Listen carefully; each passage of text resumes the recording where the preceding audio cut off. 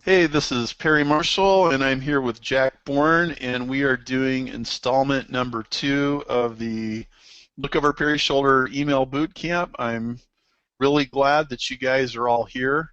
And just before we get started here, just want to make sure you know we're doing a third session January 8th, and that is going to be a combination of, hey, here's some things that really never got talked about the first round, and also open Q&A. We'll go for at least an hour, and I think that would be a really nice supplement to what we're doing here. And what we're doing here today is 2 more contestants, and just rapid fire. We got some really beautiful feedback from last week. I think it was eye-opening for a lot of people.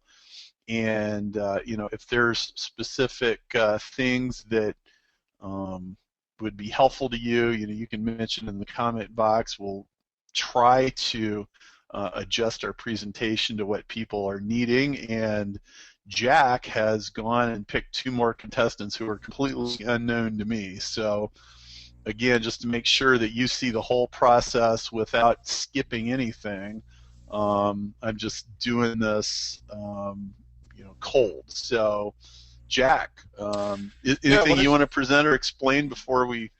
why don't you send the controls of the screen over to me? But while Perry's doing that, what I wanted to let everyone know is that today we've got two very different business. So this is going to be very interesting. Plus, he's not going to have as much time as he had last time. So this is sort of like the that we're increasing the stakes on the magician to really perform. So before we get started, I wanted to mention something. So I was looking over some of the application comments, and there were a lot of great businesses that we could have done case studies on. So I want to thank everyone who sent in their information. Um, but something came up. A few things came up that I really wanted to point out. And so Perry, I thought this might be a good way to kick things off and just spend a few minutes talking about this. So one thing that came up was it may sound like a minor thing, but I think it's actually really important. And this also came up last week when we were doing the Ninja Dojo in Jacksonville, Florida, where we were doing hot seats with clients who flew all the way to Jacksonville, Florida, for us to diagnose their businesses. And what what this is that in the Ninja Dojo hot seats, we would frequently ask them, okay, tell us about your business. Now, what is the problem that your clients are having that you solve? And once or twice, the person would launch into basically talking about their product or their service or their thing. And we say, no. You told us what you do. What's the problem? Like basically, what's the pain point? Think about it from the point of view of the client, of your audience. What is their big problem? And so this was a theme that I also saw in some of the application, some of the comments that came over, because one of the questions that I asked everyone was, what is the problem that your audience has that you're trying to solve? And Perry, do you want to riff a little bit on why it's really important for you to have a real clear idea of why what the problem is that your audience has? Yeah, so I get this kind of famous saying that I like uh, to repeat, which is nobody ever wanted a drill, they just wanted a hole. And so often we get to this place where, like, okay, if I could just get better at explaining my drill, everybody would buy it. And, like, well, how do you know that the drill is even the solution here? How do you know that we don't need a jackhammer or a circle saw or, some other implement, right? And if I can go back to what is the hole that the customer wants, or what is the pain that the customer is in, and start from there, then if I need a fresh piece of paper, I need a completely new product, great. I'm open to that. If I need to drastically change how I explain my product, great. But most importantly, I'm probably Well, as you saw in the last session, we didn't even talk about the guy's product hardly at all. And that was actually key to why it was such an effective approach. So, Jack, was that what you were looking for? Yeah, absolutely. I mean, it's a very we all fall into the trap every now and then of just getting so focused on that thing that we're selling or the service that we're selling. And just as Perry mentioned, we dove really deep on the psychological profile of the audience in the last session that we did. And I made a comment at a certain point. I said, "Hold on, just want to point out to everyone, it doesn't even matter at this point really what it is that we're selling, whether we're selling leads or we're selling a done-for-you service or a DVD. It really doesn't matter because once you can communicate and demonstrate that you understand what the person is going through this clearly, the solution is almost, it almost doesn't matter." So with that, let's go ahead and get started. So the victim number 2 today. Let's see if we can bring. I call them contestants, and Jack calls them victims. Well, actually, I think you're the victim. I'm trying to throw some curveballs at you today. It's a game show. There we go. So we've got a fellow named Ryan Masters, and Ryan, I actually met Ryan at your Chicago Rainmaker event. Really great guy. So let me try to bring Ryan on the line right now. Let's see if I can do this here. Last time we had a little bit of difficulty. Ryan Masters, here we go. I want to unmute Ryan. Hold on, folks. All right, so I think I unmuted Ryan. Ryan, can you hear us and can you talk to us? Yes. Can you hear me? All right. Yep, we can hear you great. Okay. Hey, Ryan. So much easier than last time. All right, so Perry, let me run through the questions one more time. Now, again, these were questions that I came up with, so Perry saw them on the last presentation, but he had no idea what questions I was coming up with. So here are the questions. So question number 1, Perry, my ideal customer is blank, and their big problem I solve is blank. So Ryan said, Perry, my ideal customer is a guy who's already working out, so he's in the fitness space.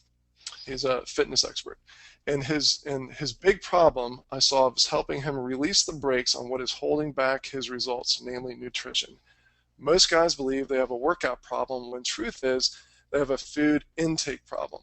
And that last little bit, Perry, I thought was really, really, really key because that's a formula that you and I have shared with folks on a different training. Yeah. You think you have this problem, but actually you have this problem. So I thought that was really, really, really powerful. Moving on. So I solve my ideal client's biggest problem / frustration by selling. And he sells a simple nutrition framework. And Ryan, you call it the food intake course, correct? Yes. Okay. All right. So question number 3. So what makes me or my business or solution unique is, and this really gets to the heart of the USP, because if you're not unique, why should someone choose you? So what makes Ryan unique is the trust relationship I build with prospects via email and video prior to any sales page introduction, and I'll talk about that in a second. And what makes his product unique is that it teaches guys a simple 7-day process for fitness nutrition that they can actually follow. So to the first part, one of the ways that Ryan gets traffic to his offer and to start to really attract an audience is he uses a lot of YouTube videos. He has a YouTube channel. All right, so question number 4. Perry, I'd like you to write an email that persuades my ideal client to take the following step or action. And he wants the email to convince someone to purchase his food intake course online. Number 5. Perry, the type of person I cannot help or do not want to work with is someone who truly believes in a magic pill and isn't going to work or invest in themselves. That sounds familiar. So what is the lead magnet you use to entice someone to opt in? So here's a picture of Ryan's one of Ryan's lead gen page. So there's something called the 3D chest workout, and so he collects what their age is and their name in the email, and then he sends them the workout. And then this is a screenshot of Ryan's his YouTube channel where he drives a lot of his traffic. So do a good job for Ryan, or he's going to come and beat you up. Cool. So Perry, do you want me to go back through any of these questions, or do you want to just do you want to open up the text editor and I'll send the controls back to you? I think I'm okay on that. You can send the controls back to me. So, Ryan, this is great. Great, totally different kind of situation than the last guy. So, get some nice variety in here. This is very much a B2C thing, right? Yes. Okay, so and you might speak up just a tad, Ryan. You're just a bit quiet. So, can you give us all an idea?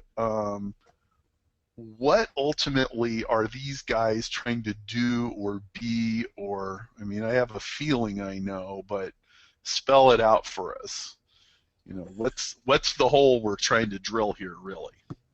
Sure. A lot of the guys, or most of the guys, there are a couple different things. They're trying to either just improve their overall level of health, so they have more energy and aren't kind of running out of breath if they're going up the stairs. Or one father was emailing me saying he was happy now that his face wasn't red when he was moving his daughter's couch with her stepfather, whose face he was kind of panting and out of breath. And then a lot of guys are saying that they want to be able to take their shirts off at the pool and not feel embarrassed or ashamed or anything in that sense. Yeah, I wanted to just jump in real quick. There's a fellow named Jack who typed in something that I also wanted to mention, and that is, so Perry, when you were talking about people don't want the drill bit, they want the hole. So Jack was pointing out, and I'll echo this, that a lot of times what they actually want is to hang a picture of a family member on the wall. So a lot of times it's getting to the why behind what it is that they actually want. Like, what's the emotion? What do you mean, hang picture of family member? Well, okay, so this is an analogy. So I'm just going back to your analogy of the people don't buy a drill bit, they buy the hole. But what they actually want is the hole to put the peg in, to hang the picture of their family on the wall. So it's getting, what I'm talking about is getting to that whole emotional layer that we dug deeper to last time. Am I making sense? That getting to the emotional button to why someone actually wants something. Okay, so in this case it would be, and I mean, these are pretty general. Can improve level of health or running out of breath is specific. Is there a reason behind the reason? I think just from my talking with the guys is that the picture that they're trying to hang on the wall is improve self-confidence and self-image.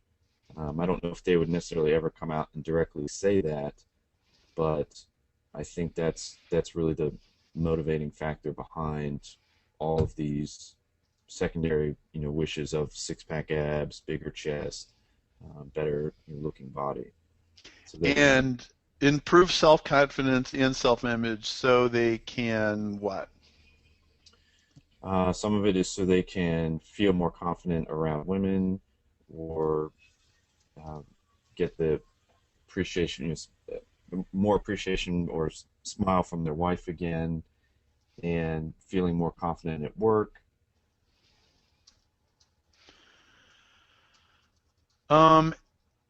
Are these guys fitness junkies? No. No, there was one guy was a doctor, and another guy he was a CTO for a tech company. So these are all a lot of businessmen and professional grad students. They enjoy fitness, but they're not reading everything on the internet, like crazy hardcore junkies. No. Okay, that's good to know. How did you come to find out? Like, when did it suddenly dawn on you that this was a nutrition issue and not an exercise issue? That was through a personal experience of mine, and that I've always been, kind of a fitness guy working out, and I thought I was kind of in shape. And on the sales page, I have a picture of me where I thought I was kind of in shape. And there was a story I went to. I was trying to put on weight and put on muscle, and I went to the pool one time with a girl that I used to date. And when I took my shirt off, she wasn't being mean, but she was kind of teasing me, and she said, "Oh, I don't remember that being there," kind of pointing to my belly. And that was when I was like, okay, something's not working here, and I've been going to the gym and I've been working out, so I feel like I should be making progress. And so then I turned my attention to nutrition and read several books and all kinds of studies and started. You skipped a step. Why did you go investigate nutrition? Well, because I felt that I had been doing everything I could at the gym, because I've been going to the gym, I've been doing the workouts, and so I felt, well, there must be something else, and I knew that nutrition was a part of it, but I didn't know how deep or how important it was until I started really researching it and applying it better in my own life. Could you give me, I don't want a PhD dissertation by any means, but could you give me a basic outline of what the nutritional mistakes are and what the gist of your program is? Sure.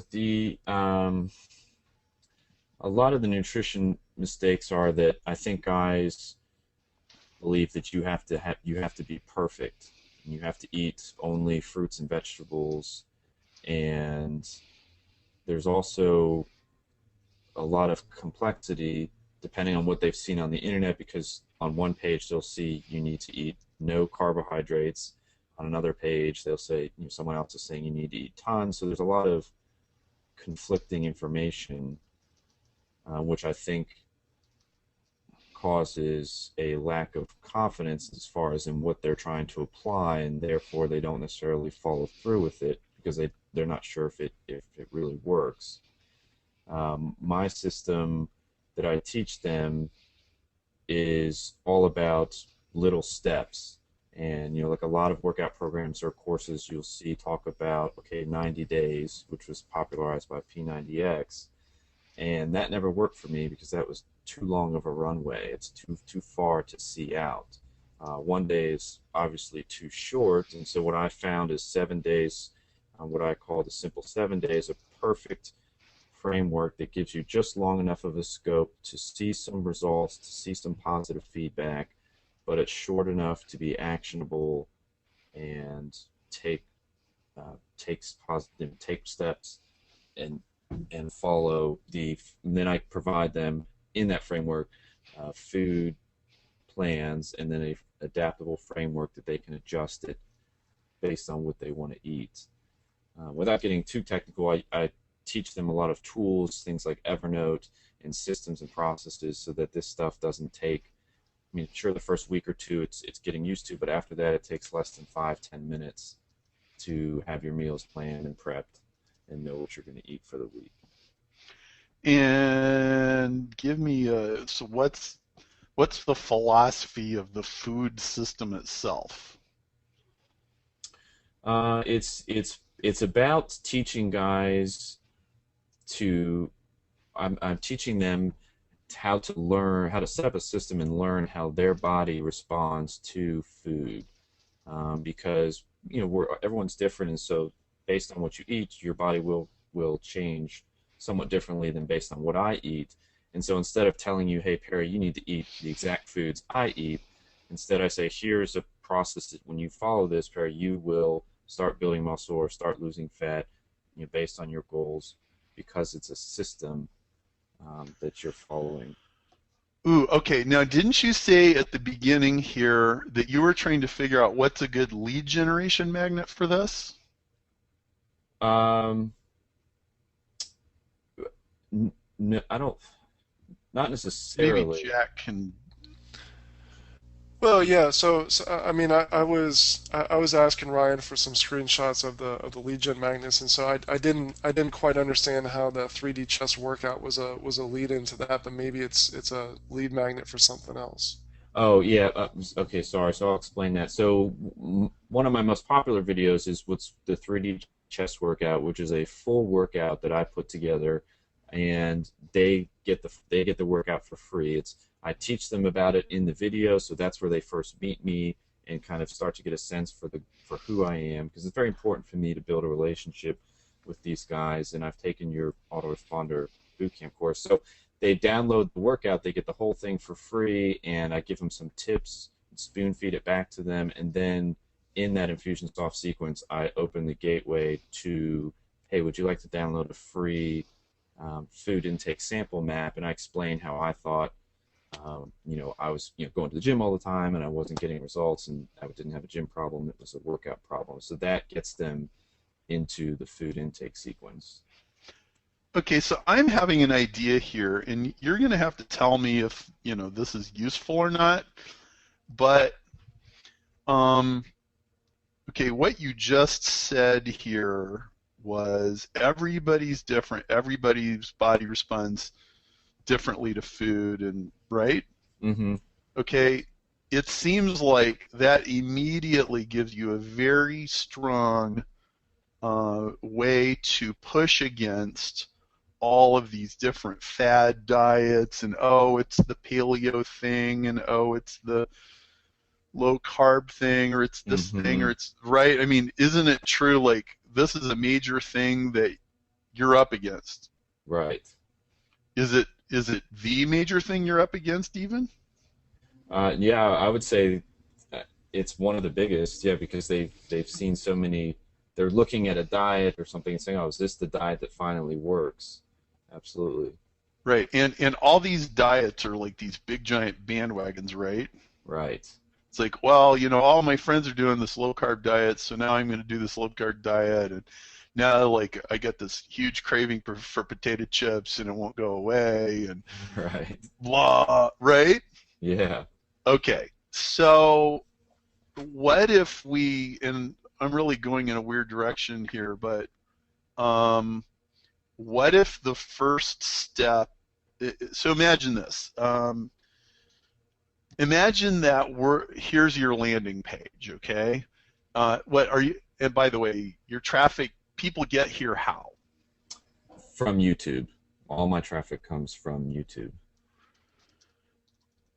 Okay, So great. So, like, give me the most common. What is it? A video, and then after the video, they pop over to your website, or what? right, exactly. The most popular video is the 3D chest workout, so they watch that, and there's a link I say in the video. If you'd like the workout for free, click the link below, and I'll send it to you. So that takes them to the opt-in page that Jack showed earlier, and I grab their age, their name, and their email, and send them the 3D chest workout. Okay. And sent. Okay, great. So what if we'd said something like this? What if we said, answer these 10 questions? Well, let me say something else first, okay? What's the last thing that you're telling them at the end of that video, which is why they want to go to the next step?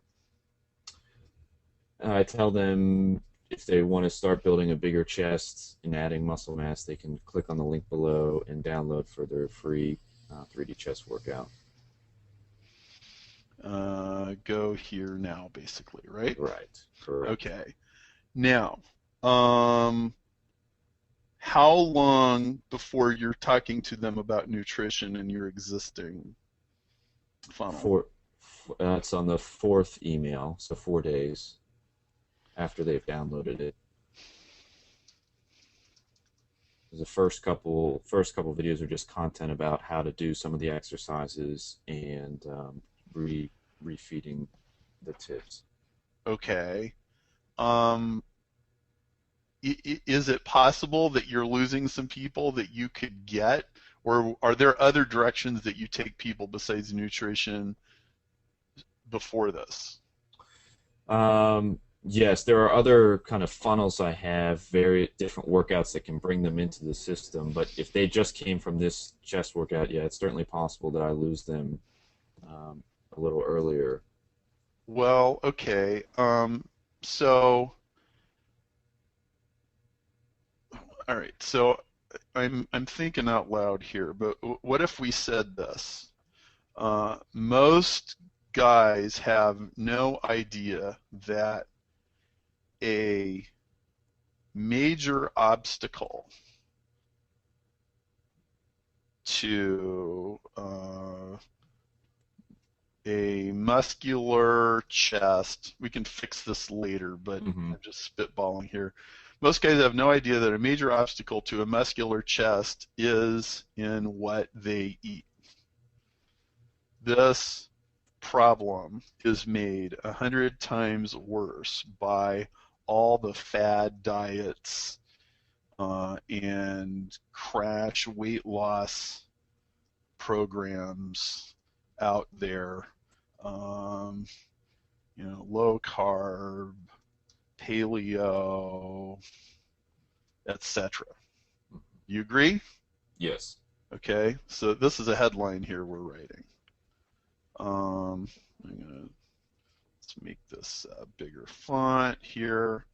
I personally, where's my font size? I personally like to do stuff like font sizes while I'm writing because it kind of helps me. Um, I do a lot of editing while I write, and I try not to do it too much here while we're all talking. But okay, so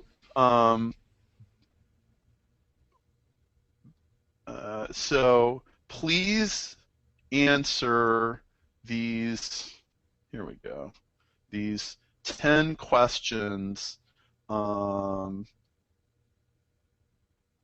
before you go on to the um,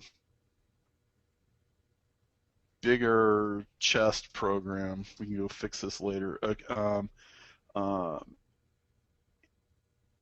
And uh, um, okay, this is a huge problem because every body responds to nutrition differently. Odds are 90% that any particular program will only make you flabbier and tastier. Fair enough? Yeah. Okay. Please answer these 10 quick questions before you go on to the bigger chest program, and I will deliver custom results, customized advice specifically for you. Now, let me explain what I'm doing here.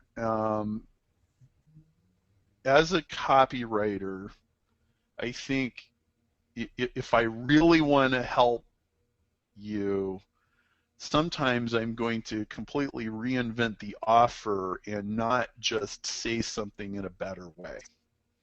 So now, so I'm gonna give you a proposal here, and you tell me if you like this idea or not.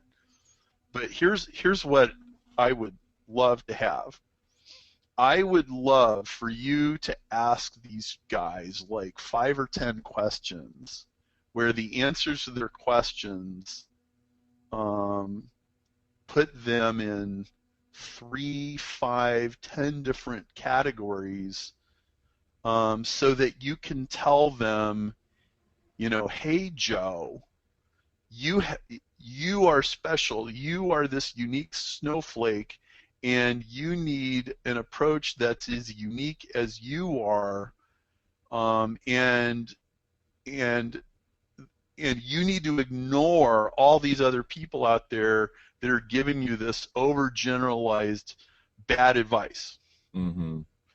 Because if we can do that, then you've made a really good argument for why they need to ignore everybody else and listen to you. Right. Now, how does that feel to you? Is it okay if we go down that path? Oh yeah, no, absolutely. It feels good.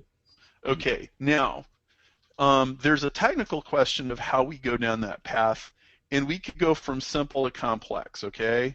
So, and by the way, so let's say that we're just going to sit here and we are going to we're going to go through your thing manually. Like, so your book, I assume, asks them a bunch of questions, and then they answer the questions, and then it says if you answer this question this way, then you need to do this, and the other way you do that. Is that true? Yes. I mean, it's a bunch of videos, so yeah, it tells them if they're trying to basically. Some guys are trying to lose fat, some guys are trying to build muscle, and some guys are trying to lose fat and build muscle at the same time. So those are kind of the three crossroads, or different directions that I'll send them down. Okay, and are there also further other things, I don't know, about their body or their weight or their this or their that even further fine tunes everything? There is, based on their weight, yes, weight and height. Okay, so you got three forks in the road based on the first step, and then you got each of those has a couple more forks based on their height and weight, right? Correct. So doesn't that mean there's like at least 10 different combinations of advice? Yes. Okay. Now, is it true that if they take the right combination of advice, they're like way ahead of the game? Yes. Okay. So you've got several ways that you can do this technically, okay? So you could ask them all the necessary questions right up front on the opt-in form, Mm-hmm. right? And isn't it true you could go, well, all right, if they answer this question this way, then they go into this autoresponder. If they ask this question this other way, go into the other autoresponder. Right. Right? Yeah. Okay. Right, and you can say as soon as they've clicked submit, you can say,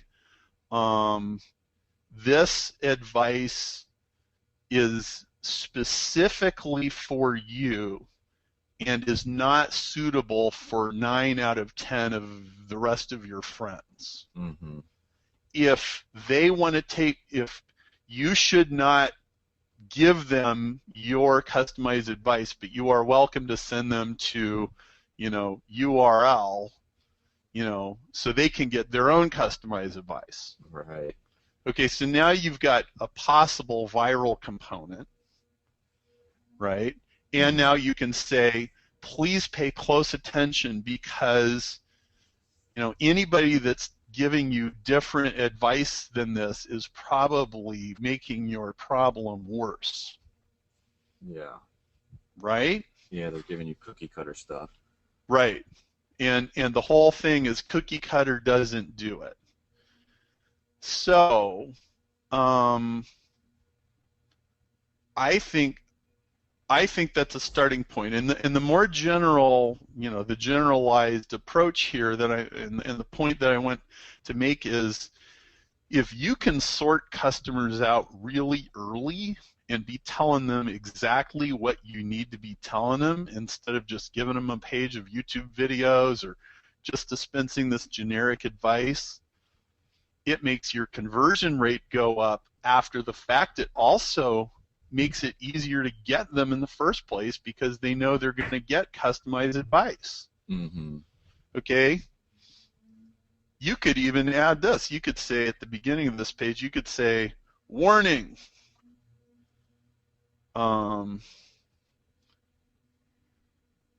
cookie cutter weight loss advice is at epidemic proportions.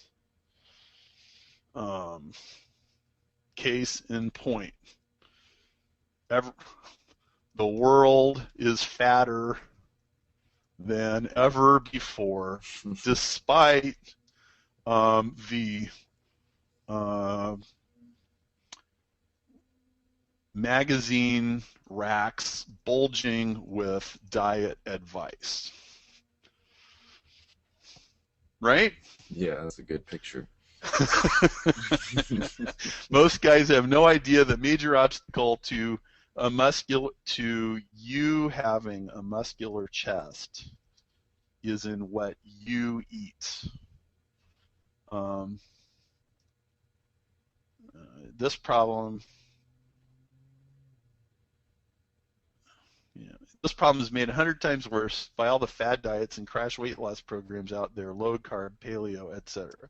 This is a huge problem because every body responds to nutrition differently. Odds are 90% any particular program will only make you flabbier and pastier.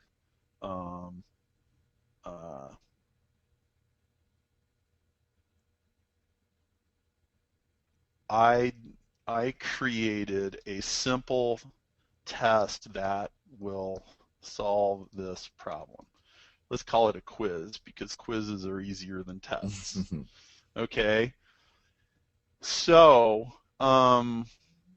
you're gonna need a modest, like this is like $100 on Elance kind of stuff, a modest little bit of PHP programming or something, just to kick people into the right thing based on the answers that they gave. Right. But I think that's gonna hugely help you out. I agree. And now, so you put your 10 questions, your 5 questions, or whatever it is. And I always like to write the questions in such a way that it's not very obvious what the question, it's not excruciatingly obvious what the question has to do with the end result. I mean, I don't like quizzes to be completely transparent, right? Then they seem cheesy, and that's kind of a minor point, but I think it's worth bringing up. So you put in your 10 questions, and I mean, you know what the questions are, right? Right. And isn't it true that if everybody that comes in your funnel is now sorted, you can have a teleseminar and you're like, okay, I'm going to do this teleseminar for these 3 groups of people because this applies to them and it doesn't apply to everybody else, and you can keep saying you're special, you're unique, you have this problem, you're one of these you're between 5'5" and 5'6", which means that weight problems take on this additional gravity for you because because a 6'4" guy can take on 20 pounds and absorb it better than a guy that's and blah blah blah, right? Right. Okay, so where do you want me to go from here? Because, well, I mean, you tell me what do we need to write or what do we need to stick in here? Well, so this would be kind of the new offer opt-in, and then I guess I would need, based on segmenting these guys, would you say that I guess I could have maybe one final pitch email, but it would have to be tweaked based on these 10 questions. Is that what I'm gathering? Well, yeah, and you can write it modular. So maybe we can write that email, and then in here we can specify what the modules are. Okay. Right. So okay, here's the 10 questions, and so now they go fill that out, and there's going to be a thank you page, right? Mm-hmm. And you need to help me understand what is going to come right after the thank you page. This is going to be a pitch for your customized program, right? Well, I was thinking after the thank you page, that's when they'll get a sample program, a sample what's called food. I call them food maps, which is a meal plan for for this next 7 days. And so they would have a sample one based that I've put together based on their responses, and that would kick off an email sequence that first 1 to 3 emails would be helping them digest that map and offering some more tips, and then the 4th or 5th email would be the pitch to buy the course. Now, if you feel that's too long, and I should just throw it Yeah. after the thank you page. Yeah, actually, okay, so 2 times you've put the sales pitch like 4 days later, right? Right. Okay, I think that's a big mistake. I think you're going to lose at least half of your buyers by doing that.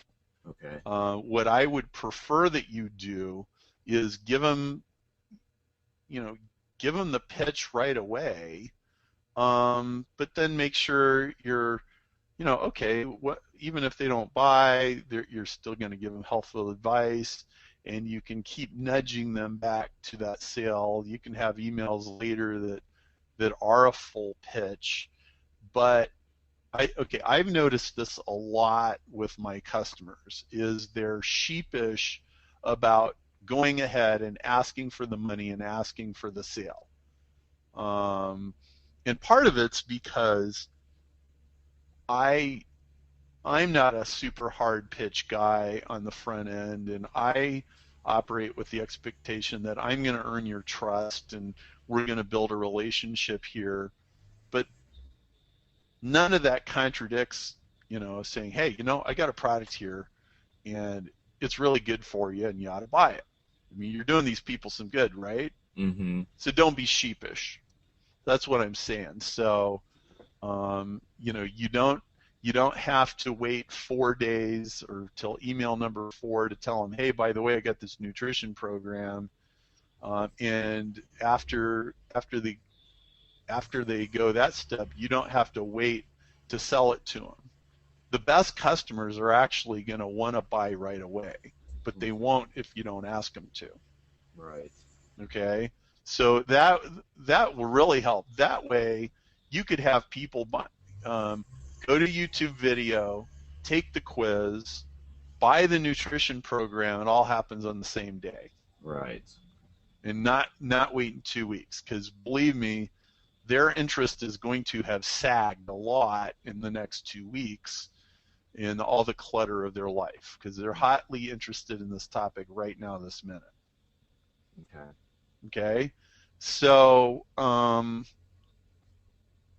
So then, yeah, I guess I would put the pitch right after on the thank you page, and if they don't buy, then kick them into the email sequence with the food map. if this product was customized to, let's just say that there's 10, or you tell me how many different cubby holes are we putting all these people in? I would say 5 to 7. Okay, so how hard would it be for you to make 5 to 7 different versions of this product where 5 pages is different and a lot of stuff that doesn't apply to them has got chopped out? That wouldn't be difficult. Okay, so now let's say you're selling 6 customized courses based on who these people are, right? Right. Is there a further customization step where you could even generate a report that's based on a nuance of their thing where there's like 10 different reports, and so that's actually 60 combinations? Or is that getting ridiculous? Yeah, that might be Just getting ask. a little. Yeah, no, probably a little too complex. Okay, I just want to point out that for some people you could do that, and now it would be customized down to a 1 to 60 instead of 1 to 6. Mm-hmm. So might be useful to somebody out there. And Jack is the feedback, are we getting useful feedback here, like this is helpful to people? Or we're going in a Yeah, weird direction here. yeah. There were some questions that we can get to a little bit later, or we can get to now. Up to you. No, we'll do it later. I just want to make sure, you know. And by the way, this happens a lot. Like, well, hey, let's sit down and write the sales pitch. And like, well, we ended up reinventing the whole thing before we got done. And that makes, if you're a copywriter charging people money for stuff, this can make you 10 times more valuable. Hey, Perry, real quick, can you slide the text window over just a bit so that there we go. Sorry. Okay. No problem. So, okay, so the pitch on the thank you page then should be something like this. Dear first name. And this could just as well be an autoresponder. Okay, I don't really care. You, capital letters, have a unique situation, body chemistry, exercise regimen, and what? Give me like one other thing. And goals, different goals or goals. Okay.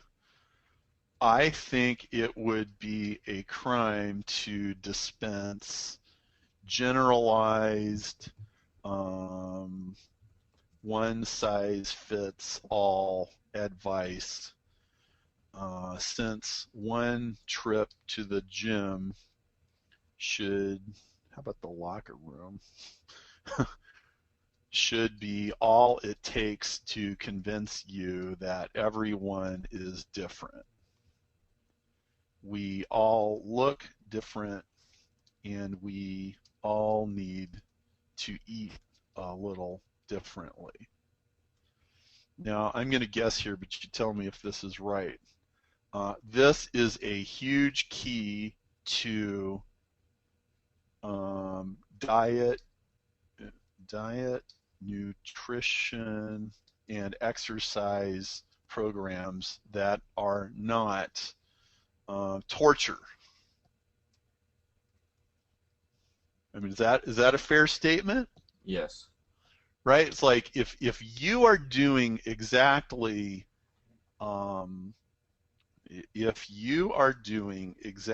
what your body needs, or giving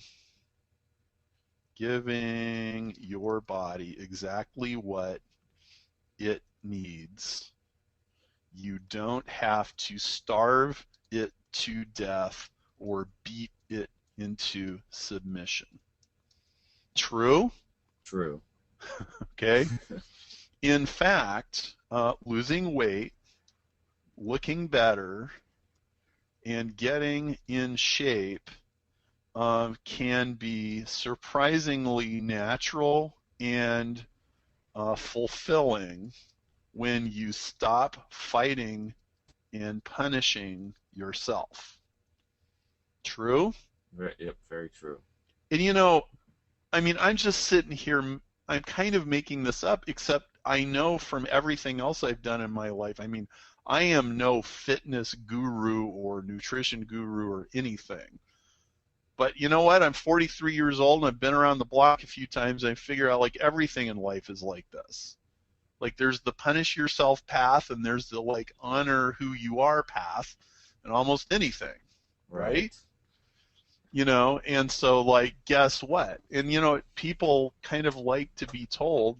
So, okay, so here's an interesting thing I've learned, especially in the weight loss business. If you have struggled with losing weight,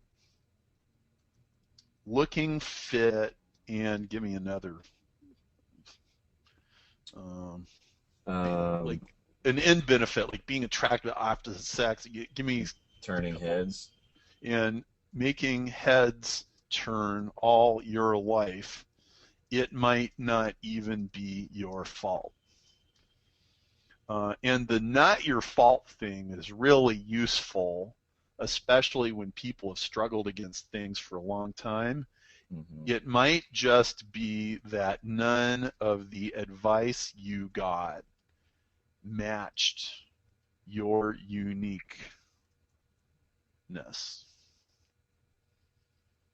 Okay? So what do we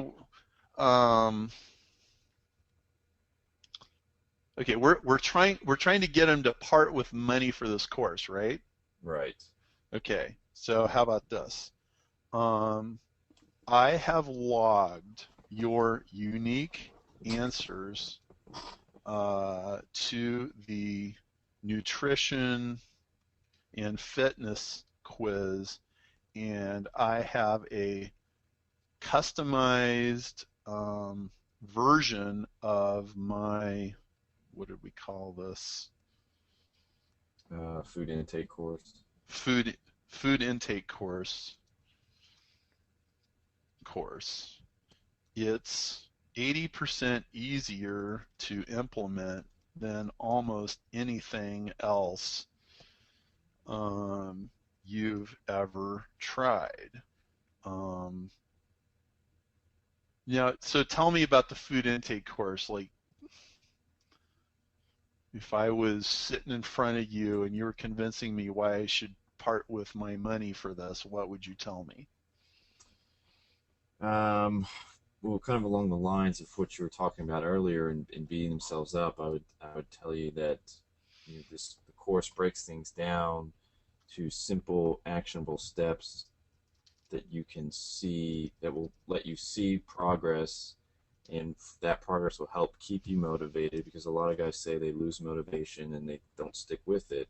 Okay, hold on right there. So tell me about time frames. When am I going to be able to tell that this made a difference, and how am I going to know? Well, they will, if they're following everything, they'll be able to tell within the first 7 days in terms of their energy levels and how they're feeling. It'll be about at least 2 to 3 weeks before they start to see changes in the mirror. Well, okay, so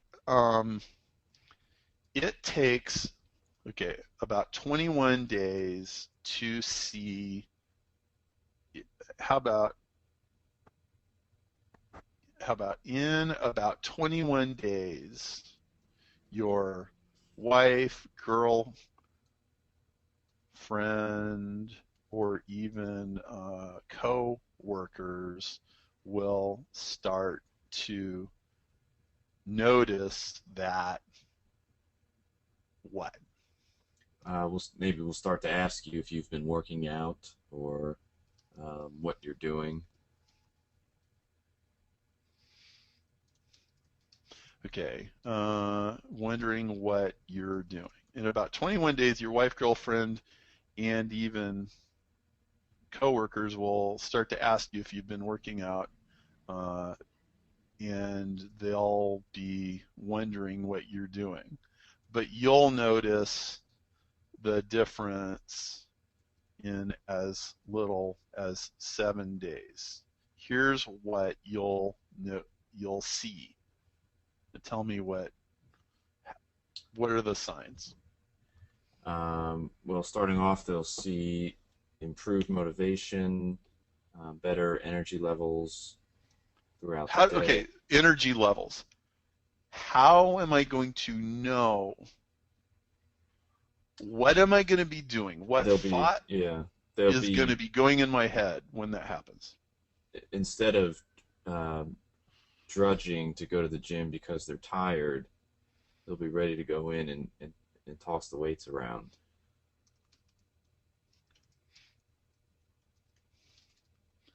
Okay, instead of dreading the gym because you're used to feeling tired all the time,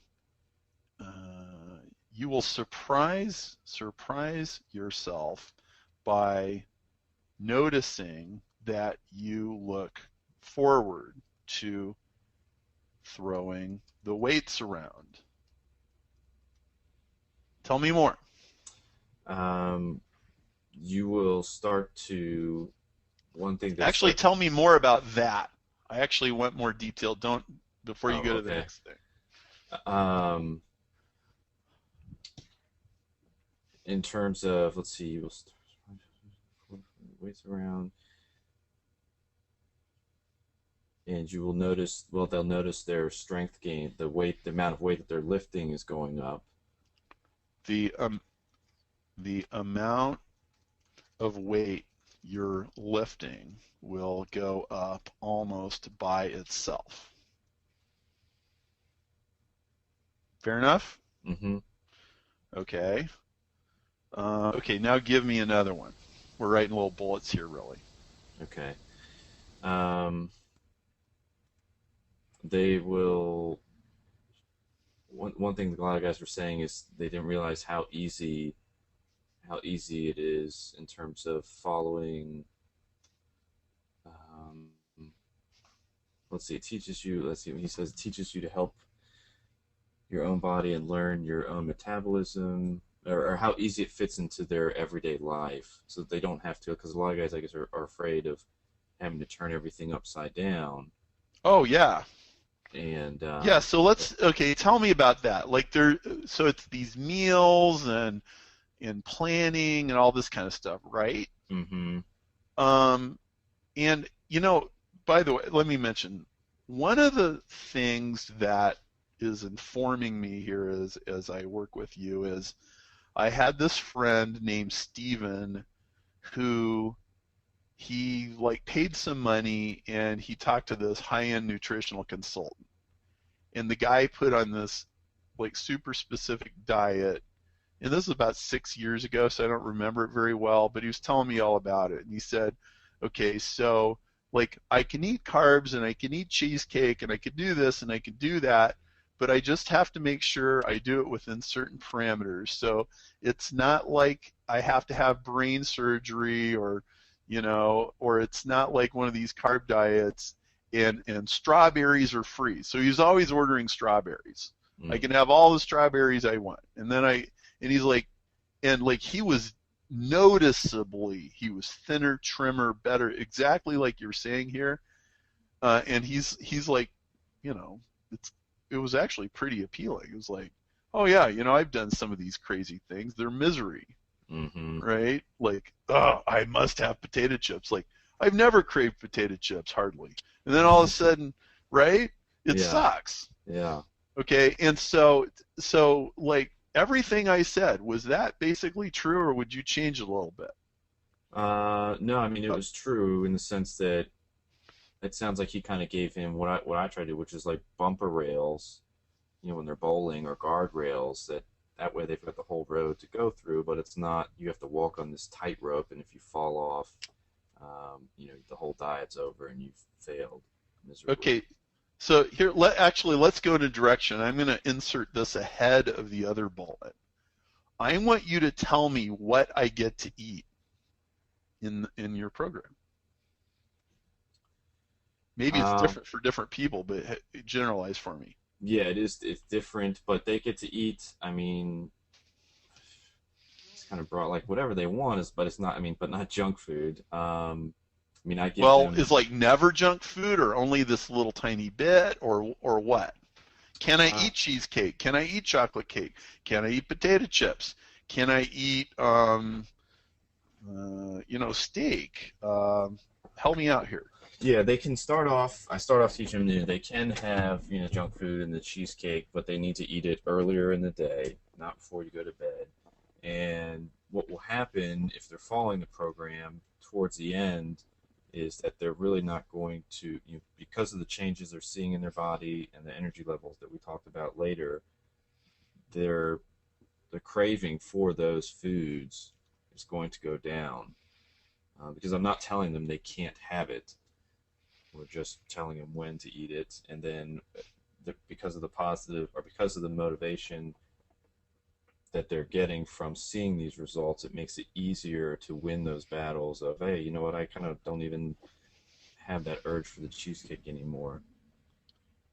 Okay, so I'm kind of inventing as I go here, but tell me if this works.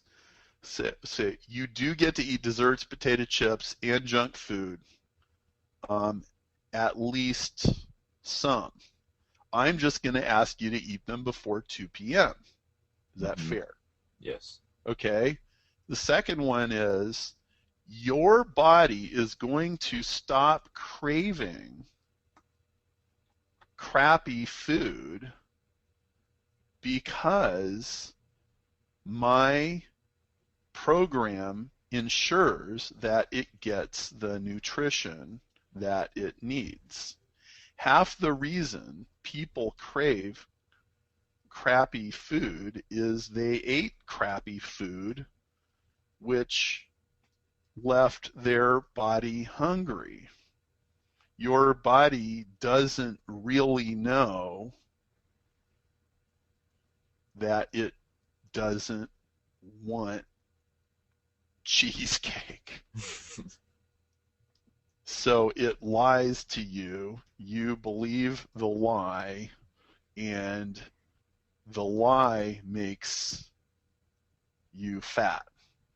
Now this is the Perry version of dieting, okay? But is this true? Yes. Right? Um, Now instead of um, okay, instead of dreading the gym, right? Blah blah blah. Um, and then I'm going to circle back to the original point, but it's really important that you follow a custom program because what your body needs in order to not get cravings is not the same as the other guy or the other guy. It's unique to you. Is that true? Yes. Okay, so now I want you to pay attention to what we've done here. What we've actually done is we've made customization one of your USPs. Right. Okay? Anytime you customize something, you make it easier to sell and probably reduce the pain and suffering. And by the way, I think this is a major direction that all marketers need to be going in. Because, frankly, I think the good old-fashioned free report has kind of run its course in the world. Yeah, it'll always work to some degree, but it's only going to get harder and harder to make it work because people are increasingly reluctant to give away their email addresses. They're increasingly reluctant to buy anything that is not free because there's so much free stuff, and the best way to combat it is by customizing, which is what the internet is inherently good at anyway. Mm-hmm. Right? It's not hard to make custom books, custom products, custom videos, custom combinations of things. It's not hard to get a programmer to, make some code that sorts out the matrix and dumps them into the different funnels. And it's not really all that hard to have, 3 or 6 or 10 funnels. I mean, it's kind of part of what I teach anyway. Why Right. not just, put them in the right funnel from the start? And by the way, half your messages are all going to be the same, right? Mm-hmm. I mean, it's not like you're making 10 completely unique funnels.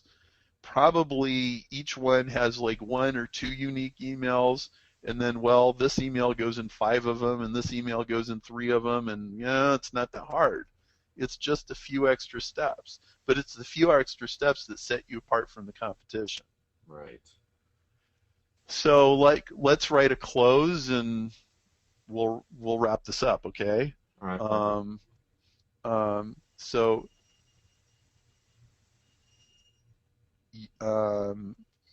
your custom.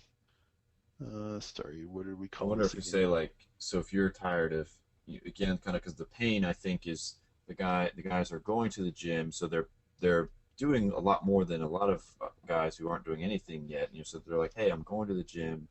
Why am I not seeing results? If this is all there is, like, no wonder people don't work out, because I'm wasting my effort or spinning my tires in the mud.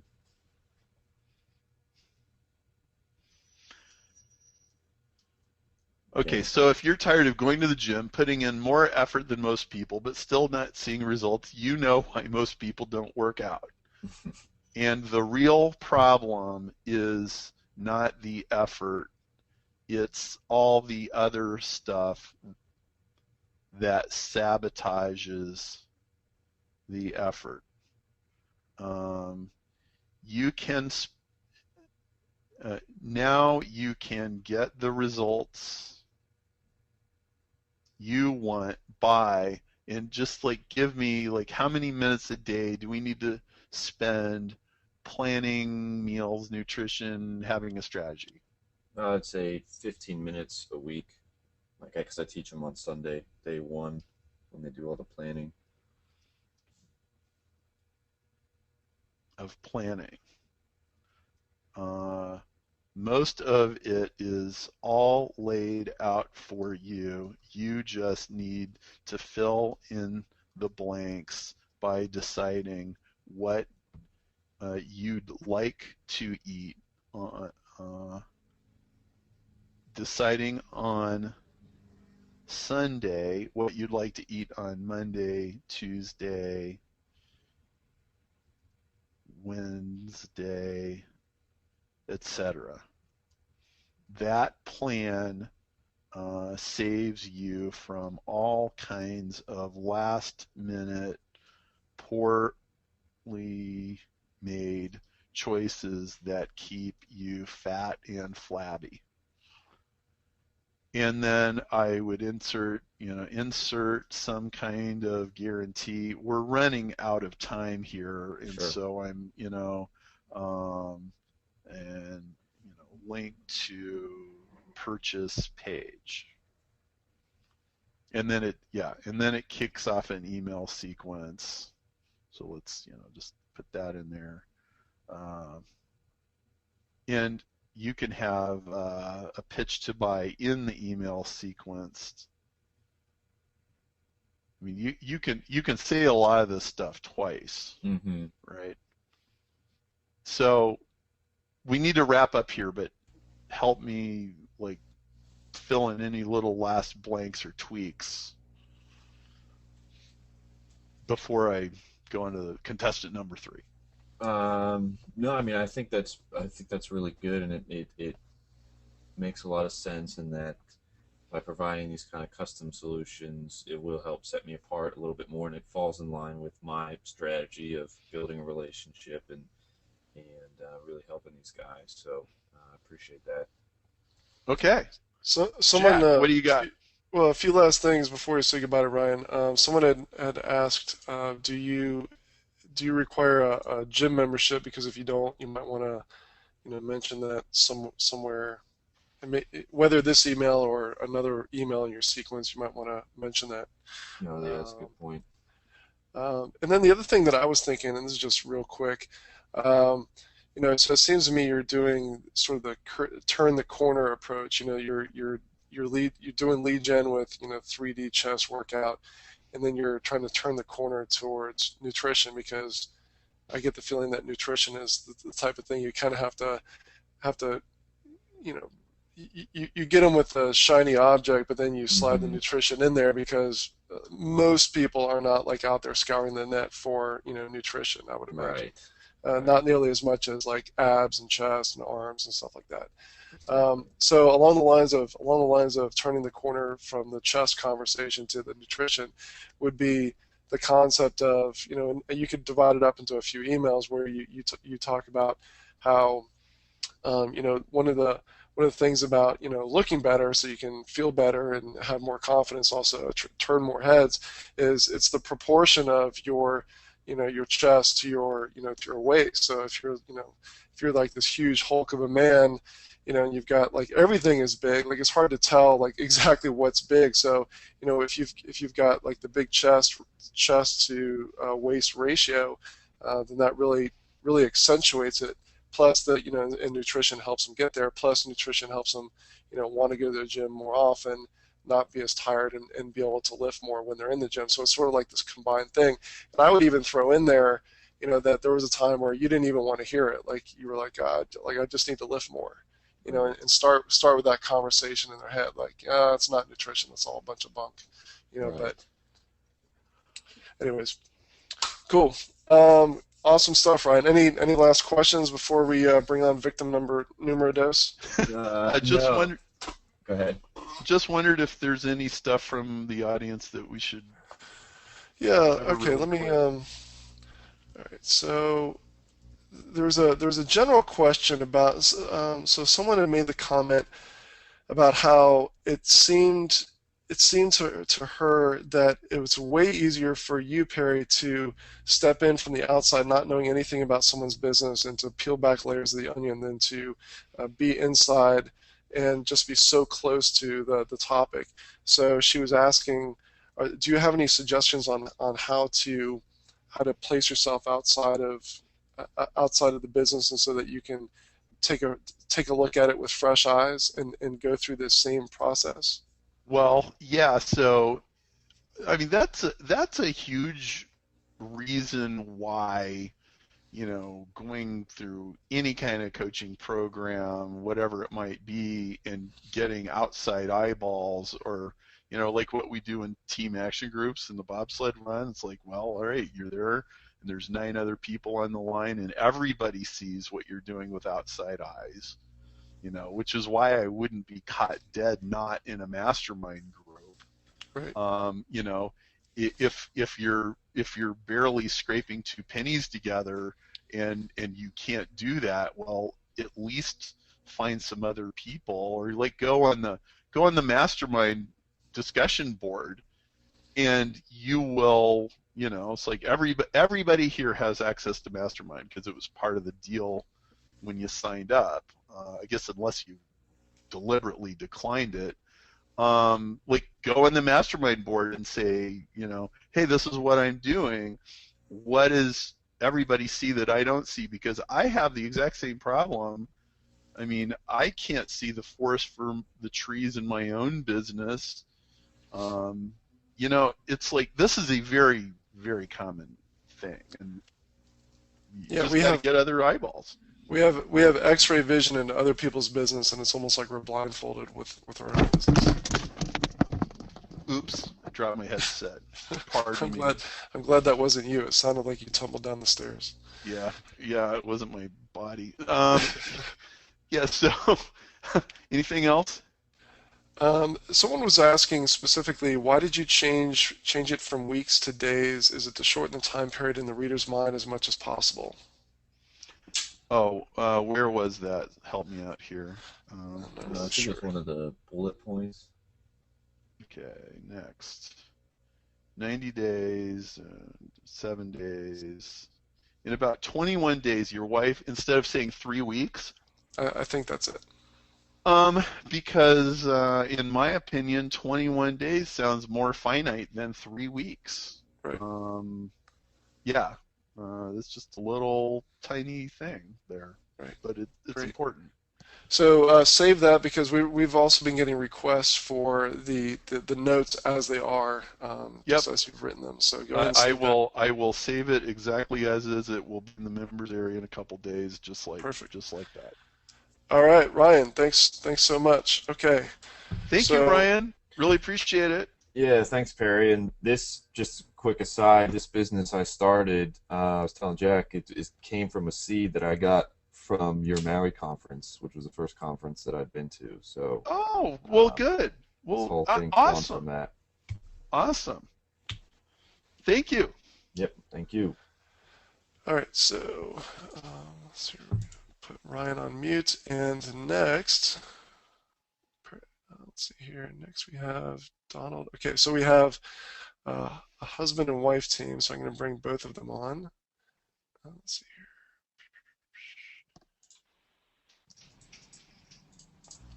All right, so we should have Donald and Heidi. Are you guys there? I'm here. Hi. All right. So am I. All right, that's Donald and Heidi. Okay, Perry, send the presentation screen back to me, and we'll go through the questions real quick for victim number 3. All right, so here we go. We got Donald and Heidi, and so going through the questions real quick, we know what they are. Perry, my ideal customer is blank, and their big problem I solve is blank. So this is a huge, taking a completely different direction than our first victim today. So Perry, my ideal customers are parents who have a lot of money to spend on their 3 to 6-year-old, and their big problem I solve is providing a warm, nurturing environment for their preschoolers' first steps from home in a unique farm setting without dominating or controlling their child. Okay, back up a second. Yep. Are these people rural, or are they buying a? Well, they're on the line. So Heidi and Donald, what are you guys?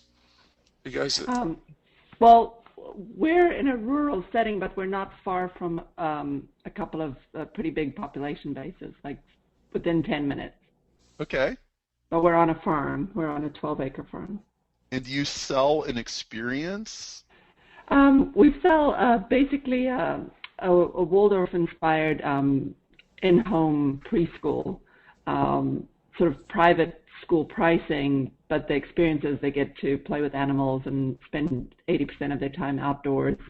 There's no media. There's no sort of overt teaching either. They're really, it's play-based and nature-based is the program. Okay, that's interesting. And how often do the kids come? Well, ideally, I'd like to get 15 to come 5 days a week, if I could. It's only a morning program from 9 to 12. Yeah, or 9 to 1, actually 9 to 1. And so they would bring a lunch with them. So there's 4 hours, and I would provide an organic, healthy snack in the middle of the morning. Okay. The call to action that they said that they want is for someone to come to an open house or a tour of the children's nursery on the farm. Right. Okay. And it's a little unique in that I don't know if it's a niche exactly, but the program is not academic based, and there's so much out there that there's such a push for children at such a young age. So this is the antithesis of that. This is basically you're trying to give children their childhood back, so they can just run, jump, and play, dig in the mud, play with sticks. We build fires and cook soup over a fire, and pet the llamas and go for nature walks, and going down into the creek, and that whole it's a completely different experience than any other preschool. So it's trying to get people to buy into that, less media for their children, real natural, organic, if you like, childhood that we're trying to sell. Okay, and could you explain in just a few sentences what is Waldorf? So Waldorf is Rudolf Steiner was a German educator and philosopher that basically came up, kind of like Maria Montessori. He came up with his own education philosophy, and it's based on the idea, that you nurture children through their childhood, and you don't push them into academics before age 7 is really his thing. But so this is just Waldorf inspired, Steiner inspired, but it's basically the idea. There's several schools around the United States that are Waldorf schools, and they're full, accredited schools from kindergarten through 12th grade. But this is an in-home program, so this is slightly different. This is, where you have 1 or 2 caregivers in a farm setting, in a home setting, taking care of your children, and, they bake bread. And so everything's, like I said, nature and play-based, like self-directed play. You're not trying to teach them and trying to direct them to do certain things. You're really allowing their imagination and free play to take the child where, to allow them to come into their own childhood, basically. So really, this is the artificial version of what would have happened 150 years ago to every kid. Pretty much, yes, exactly. Right? That's exactly right. That's exactly what it is. I mean, the caregivers are purely there to nurture the children and to make sure they're safe. But you carry on with household chores, and you bake bread, and you make candles, and they play with beeswax, and they feed chickens, and yeah, it's exactly what it is. Well, let's just admit that, we all live in an artificial world. The last guy, all his people are going to the gym, which is an artificial way of getting exercise. Like, well, right. We're not chopping logs and stuff, so Right. I guess we're going to, go lift weights in the gym. So, and, we never have to mention this to anybody, and they never have to realize, Right. right? So, I love it. That's okay. exactly right. And Heidi, do you already sell this, or what's the closest that you've actually come to selling it, or?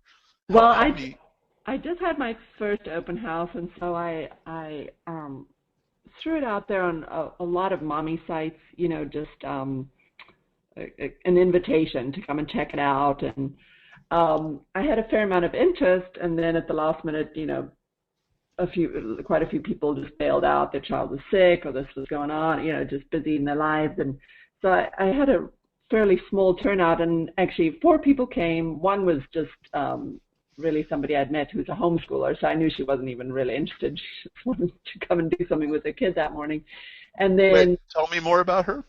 Oh, she's just a homeschooling mom that had met me, and then had gotten 2 emails through 2 different sources, one through a homeschooling website and one through a mother's network site that I put the invitation out to, but she had also met me that evening, so she thought she had to just come and check out what I was all about, and so she came with her kids. So I knew she wasn't she's not a customer per se, because she homeschools her own children. And well, hang on.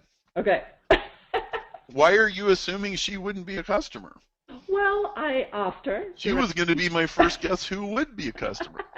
I asked her directly, and she had mentioned finances and things being tight and whatever, and I just said, well, there might be other homeschooling moms that could use some free mornings, or to teach maybe older children, and so they could drop off the younger ones, or that kind of thing. And she said she would definitely help try and get the word out, but she explained her whole situation with finances not being there. But then the other woman actually was fully on board, and she signed up. So out of 4 people that came, 1 already signed up, which is great. So if they know what they're looking for, it's an easy sell. If they don't quite get it, then it's a little bit more difficult. Okay, so somebody signed up. Yes. Somebody. Okay, and how much is it? It is. It works out to be basically. It's a little over $100 per day, per week, per month, if that makes sense. So if they're here for 5 days a week, it's a little over. It's like $575 a month. And wait. If they're here, how many? 5 days, 5 mornings a week. Wait, okay, so it's actually $20 a day. It's about 27 something. $27 a day. Okay. Yeah. So, all right. So, by the way, so in your area, how much does a good babysitter cost? What's a rate? Here it's about 10. Yeah, it's about 10 here too. Okay. 10 all an right. hour. Babysitters are $10 an hour for babysitters. Somebody type in the chat box, how much does preschool cost? I don't have any idea. Maybe Jack can watch for that, because there's probably going to be a price argument that we need to make here. And okay, Jack. Okay, keep going with your slides. Someone said $720 a month. 700 preschool. Is that full day? find out. I'm sure we'll find Yeah. out really soon. Okay. Is there more slides that we need to take a look at here, Jack? Let's see here. I was answering questions. So, well, the type of person they cannot work with is someone who closed-minded to the Waldorf-inspired philosophy or wants a cookie-cutter preschool, quote, factory experience where the kid is just a number for the sake of convenience, location, etc. So, I mean, excuse me, I think that there's plenty of opportunities to sell against, the machinery of the way the approach that a lot of schools and communities take. But certainly take it in whatever direction you want. Okay. Anything else? No, the only other slide is for the what's their lead gen, what's their lead magnet rather. This is what their page looks like. If you want to look at my screen, pretty straightforward website.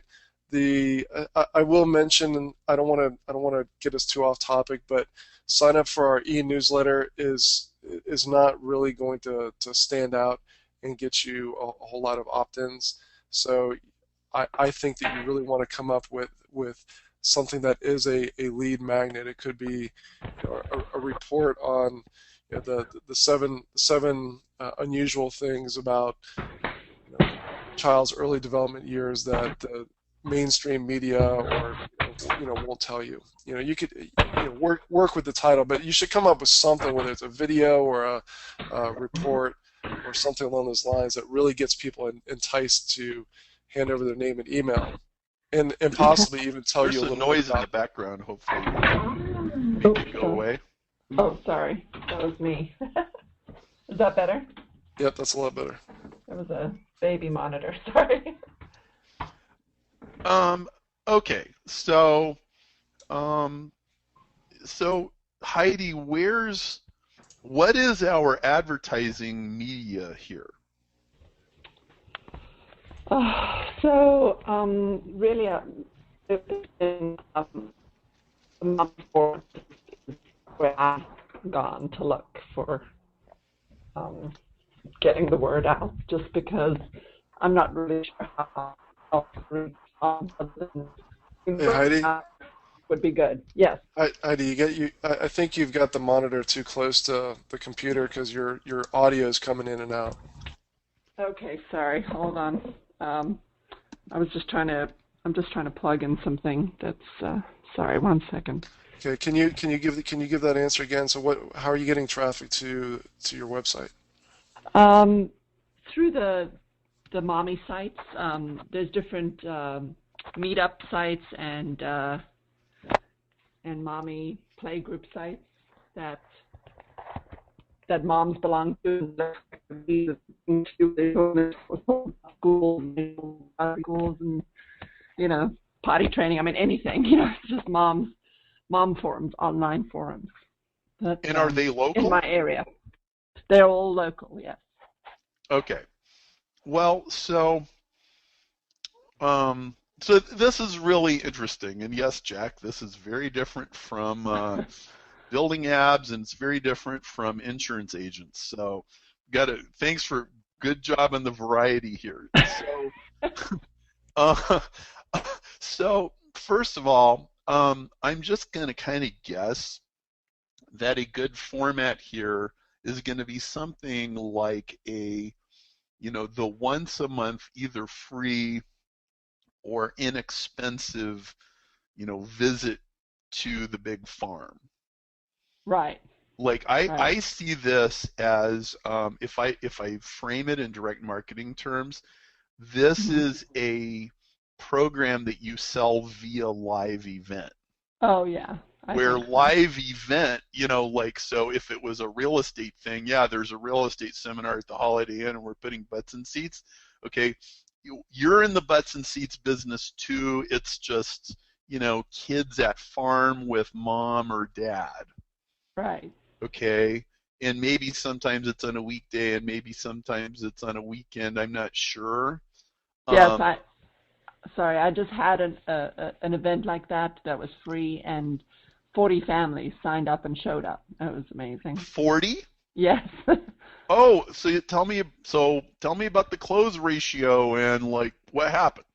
Well, then it was a little more difficult because of the volume of people. I couldn't really talk individually to many people. I was sort of, running around showing children chickens and llamas and that kind of thing. So I didn't really I spoke to three or four moms, and they seemed very interested to come back and learn more. But I didn't get the email or anything. I wasn't really prepared for that. It was more or less a an open play date, you could say, on the farm. Come and check out the farm, check out our llamas. It was the day after Thanksgiving, actually. So it was a nice holiday day with dads were around and families could come out and do something cool. And yeah, I mean, just 40 people responded, and I think about 30 or so showed up. There were still some people that something else came up or whatever, but we had a good turnout. We had a lot of people come. Okay, so I think there's an adjustment in the presentation and how it's made, which is you need to somehow get parents separate from kids, and you need to have a little parents workshop. I Hmm. would call it something like how to get your kids experiencing nature every day in a Xbox world. Okay. That's good. Okay? Yeah. And and okay, so what are we selling against? We're selling against, oh gee, my kid's 6 and she's already doing Facebook, Yeah. right? Um Right. and uh and and and and the you have to be very specific about the video games that, okay, so these kids are what ages? Well, they're little, so they're still young. We're looking, but we're also looking to try and do an after-school program. Same reason, same thing with older children, where they're not just going home and whipping out the Xbox or the video games, like you said. But the children I'm targeting for my little preschool are, the 2.5-year-old to 5-year-olds. Yeah. Okay. All right. So I have a 2.5-year-old. Okay. Hmm. And so if you are going to sell this to me, which by the way would not be hard, and let me tell you why it wouldn't be hard. Okay. Like first of all, the mom doesn't have to stay, right? No, no. Okay, so she can drop the kid off and go Hmm. have coffee with her friend. Right. Okay, so that's a huge selling point because frankly, all moms want to get rid of the kid. Sorry, they just do. Except Every me. parent every parent knows, right? And they don't want to get rid of them all the time, but like, at some point you do want to have a real conversation with an adult, right? Right. So my uh, 3 of my 5 kids are homeschooled. The oldest Hmm. is not, and the youngest is not because she's too young. But the middle 3, they go to this thing called One Day Enrichment on Fridays, which basically Right. means my wife only has to teach 4 days of homeschool instead of 5, and it's a huge relief. So she goes out to coffee with her friend, and she gets some shopping done, and she relaxes. Okay, so Hmm. this is a huge selling point for preschool moms. It's also a huge selling point to homeschool moms. Right. Right. Okay, and so your prices are less than babysitter. Uh-huh. They're apparently comparable to preschool. Right. And for $27 a day, you might consider providing lunch. Ask your customers if they want Okay. you to provide lunch or not, because I think they'd rather not have to make one. You could easily bump it up Right. $3 or $4 and just give them a lunch too. Sure. It's like, okay, drop the kid off at 9, pick them up at 1. Right. Okay, so um, and by the way, would it when this is up and running, could it Hmm. be on an ad hoc basis? Like they could drop the kid off with no prior notice. It's just 10 or $20 more. Is that Um, possible? I guess it could be. I have a certain number that I can make, a certain amount of children. I guess the whole idea of the preschool is that you form a very specific daily rhythm, and part of that rhythm is the fact that the children, come on a regular basis and see the same children and do sort of the same activities, a daily rhythm and a weekly rhythm that they get into. So Yeah. it would be a different thing entirely, but that is a possibility. I mean, right now we're sort of starting out with this adventure, so we're just trying to figure out what makes the most sense. And we're not close to a mall or Yeah. we're within 10, 15 minutes, but still that's half an hour Yeah. round trip. So so that's just another thing. It's not, there are places right next to the mall where you can go drop your kid for $7 an hour or whatever it is, drop-in care or whatever. But that it's maybe a possibility. I don't know. Okay, Jack. It's like Jack's texted me. He's going. We have a hard stop at 2 your time. Well, okay, we're not going to go another hour and a half. I'll promise you that. But okay, so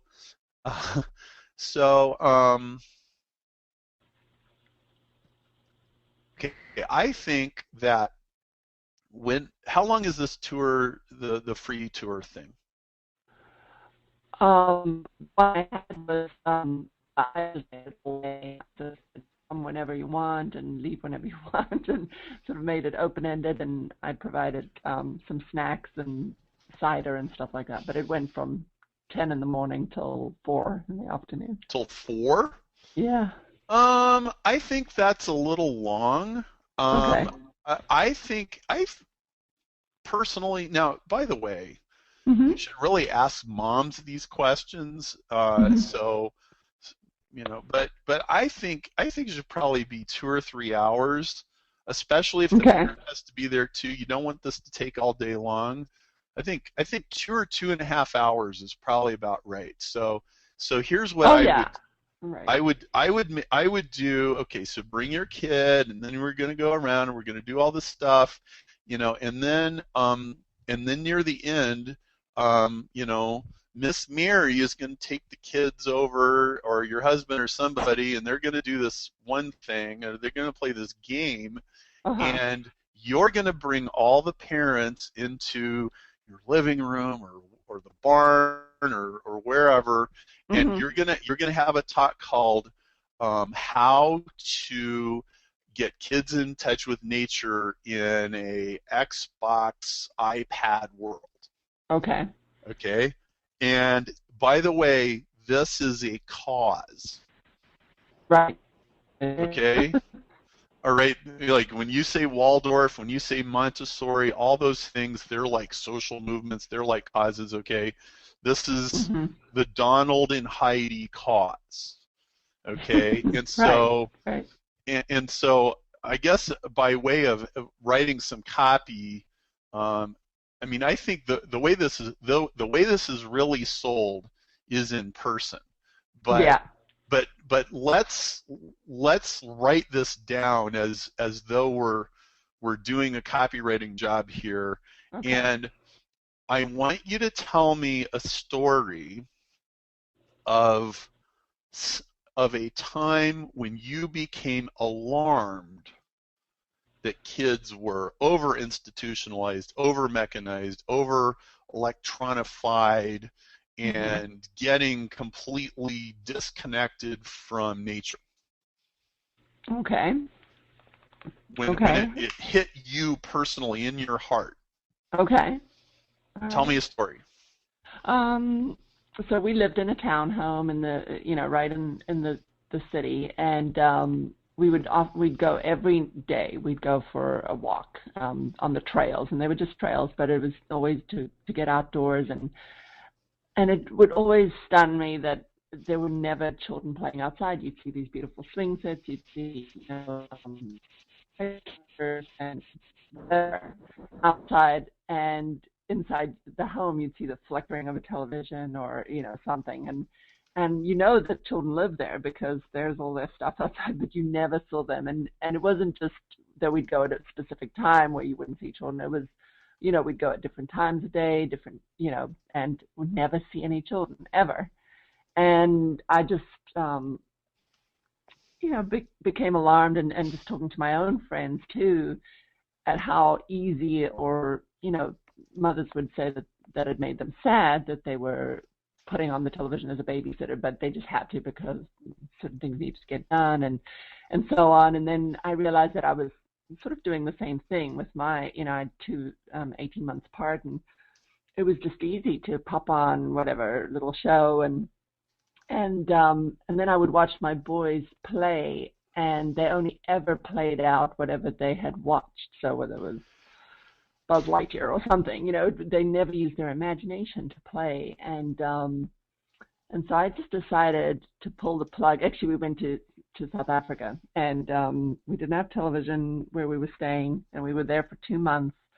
And all they did was play outside in the mud and dirt, and just got completely back to nature. And everything changed. I mean, their attitudes changed. They weren't as violent with each other. And they started using their imaginations as well, and coming up with scenarios and different ways to use natural materials in their play. And it was completely self-directed. I had nothing to do. I was just observing. And that's really when it hit me. I was like, wow, I played that way when I was a kid, and I grew up on a farm and, lived a great life full of imagination and wonder. And I was basically headed straight down a path with my own kids where they were, glued to the television screen or wanted to be, or, let me play Angry Birds, on your phone, and you just to keep them quiet in the car, you hand them the iPhone, whatever. And everybody on the mommy forums are talking about what apps are great for your toddler, and that kind of thing. And I'm like, wow, this is just kind of sad. And then when we moved to the farm, obviously that was the biggest change of all. And, we really decided that this is the life we wanted for our children, and just getting them familiar with where their food comes from and that kind of thing. And then seeing their little friends coming over, and you say, oh, do you know what chickens give us? And children don't have a clue. They look at you with big eyes. No, yeah. There's no story. Hey, does your go-to meeting have a phone number thing where you could actually call in on a landline? Because your go-to meeting thing cuts in and out quite a bit. Oh, okay, yes. Let me grab my phone. Hold on. Sorry. Okay, so as soon as you are able to do that, I'll tell you what to do. But okay, so while she was telling me all that, so here's what I wrote: epidemic of the missing children as a subject line. We lived in a townhome. Jack, you might need to mute her out for a little bit. We lived in a townhome right in the city, and every day we'd go to the park for a walk on the trails. We just wanted to go get outdoors. One day, it stunned me that there were no children playing outside.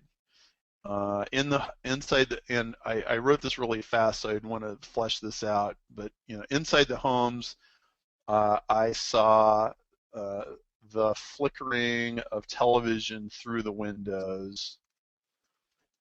You knew children lived there because there's toys were outside, but you never saw the children. I would talk to my friends who are moms, and they would complain they would park their kids in front of the TV so they could get something done.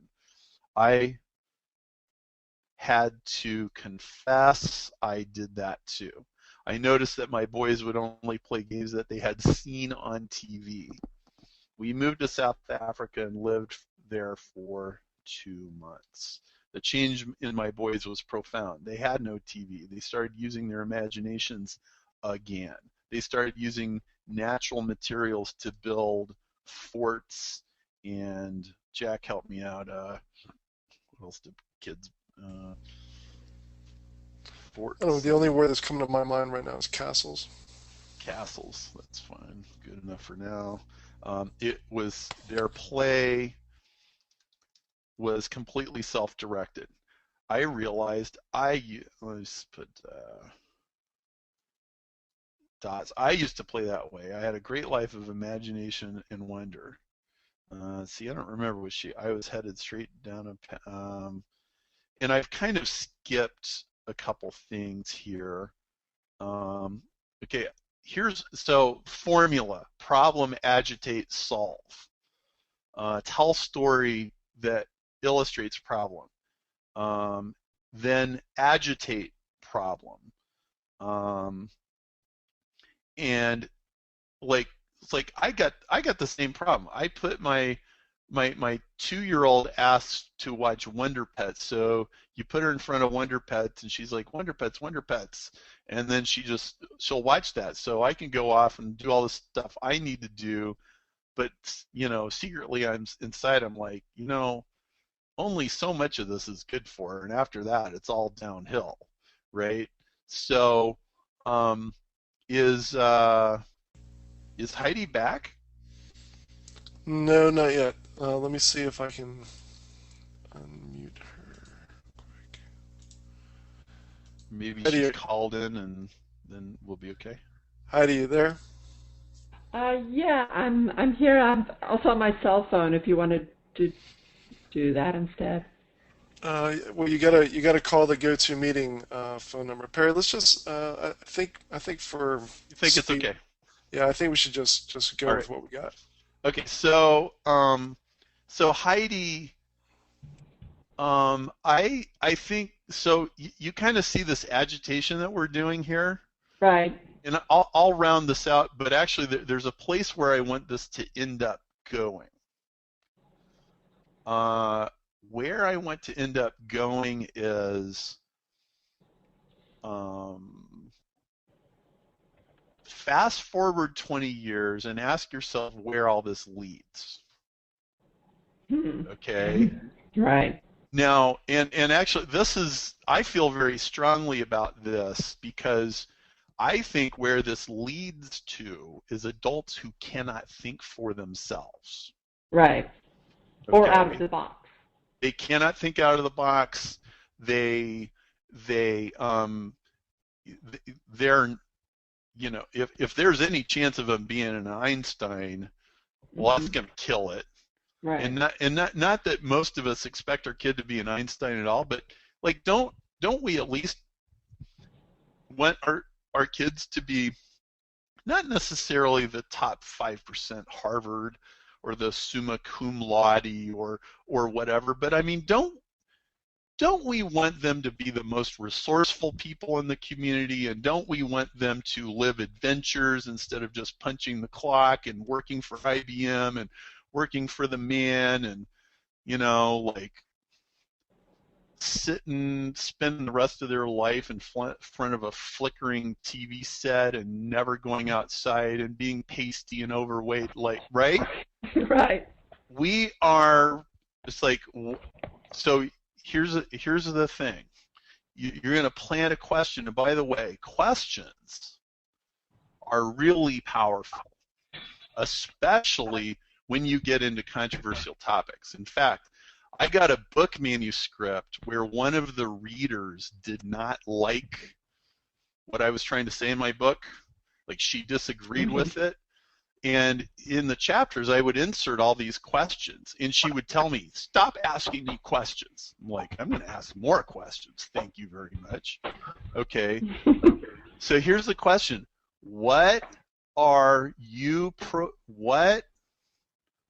life are you programming your child to live?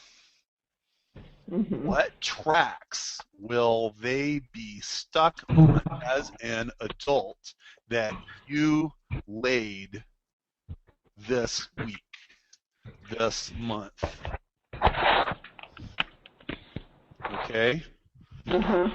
Are they, are they going to roll down pre-made industrialized tracks, or, sorry, gotta ignore that, or are they going to blaze their own trails. Now, there's a bunch of parents, they frankly, truth be actually told, they don't give a flying rip about this. Right. Okay, truth be actually told, 70 or 80% of the people out there, they don't want to be bothered with this question. Right. However, anybody that would even consider Montessori, anybody who would even consider homeschool, anybody who would even consider a private school, Mm-hmm. most people who go to church, Mm-hmm. okay, Right. they're all receptive to this, Yep. okay? Do you have any religious motivation in anything you're doing, or is that part of your life? It is. I'm not sure. I don't know how to use it. I'm just asking. Yeah. No, it is. It definitely is. And in fact, that's a huge motivator of ours. And yeah, that's something, we've talked about growing our, if we can get the money coming in through the front door, that we can then use, our resources and our place here to help children, that are in need or in trouble, or, troubled Yeah. youth, that kind of thing. So that is definitely a motivator and something we'd love to incorporate down Okay, the road. so you can have a different version of your introductory free day that is targeted at religious groups. Okay. Yeah, Okay. that makes sense. Sure. And it'll resonate like 3 times more. Sure. Or if you have, I don't know how you'd work it in, and we don't really have time to discuss it, but Sure. if you're going to have certain days that you could teach them Bible stories or anything else like that, that's all legit and it should all be on the table. Okay. Because homeschoolers, by the way, are 2/3 hard right and 1/3 hard left. Right. And the hard right and the hard left are actually quite similar to each other. They have different underlying belief systems about certain religious kind of things, but they actually share a lot of values in common. Right. Of that, New Hampshire live free or die kind of thing. Okay. Sure. And that is really who you're talking to. 80-20, the 20% of the world that's going to give you 80% of the attention it's going to be upwardly mobile, self-directed, somewhat entrepreneurial. They don't have to be true entrepreneurs, but they're leaders. Sure. Right. Okay. That's who you're talking to. Have you ever seen a magazine called Brainchild?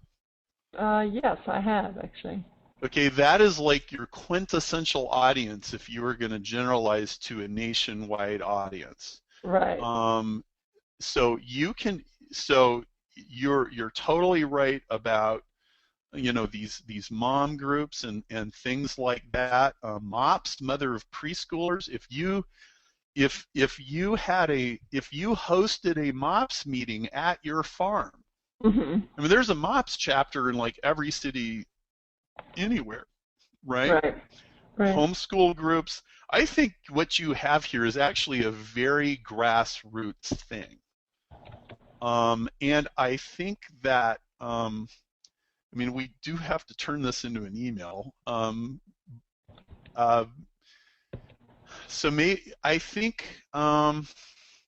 Okay, so let's exercise some discipline and let's turn this into an email. Okay.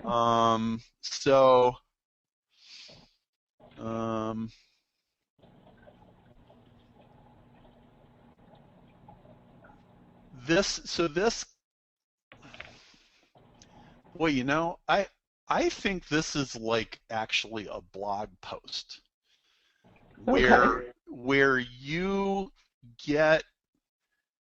contact the group, the moms group, the breastfeeding whatever, Okay. Yeah. and you say, I have this special thing that I do at my farm, and I do it once a month. 2.5 hours playing and petting llamas and all this, and I have and most of the time you spend with your child, and you know Right. you play with the plants and you pet the guinea pigs, but there's a part of it where I talk to you about how to unplug from this excessively electronic world, and how to not how to not get your kids in a Dora coma. Right.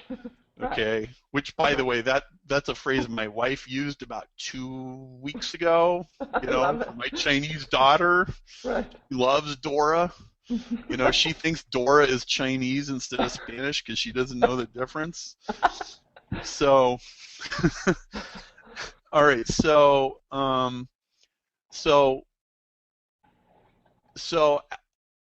we're writing a blog post here. Yeah. How about? Okay.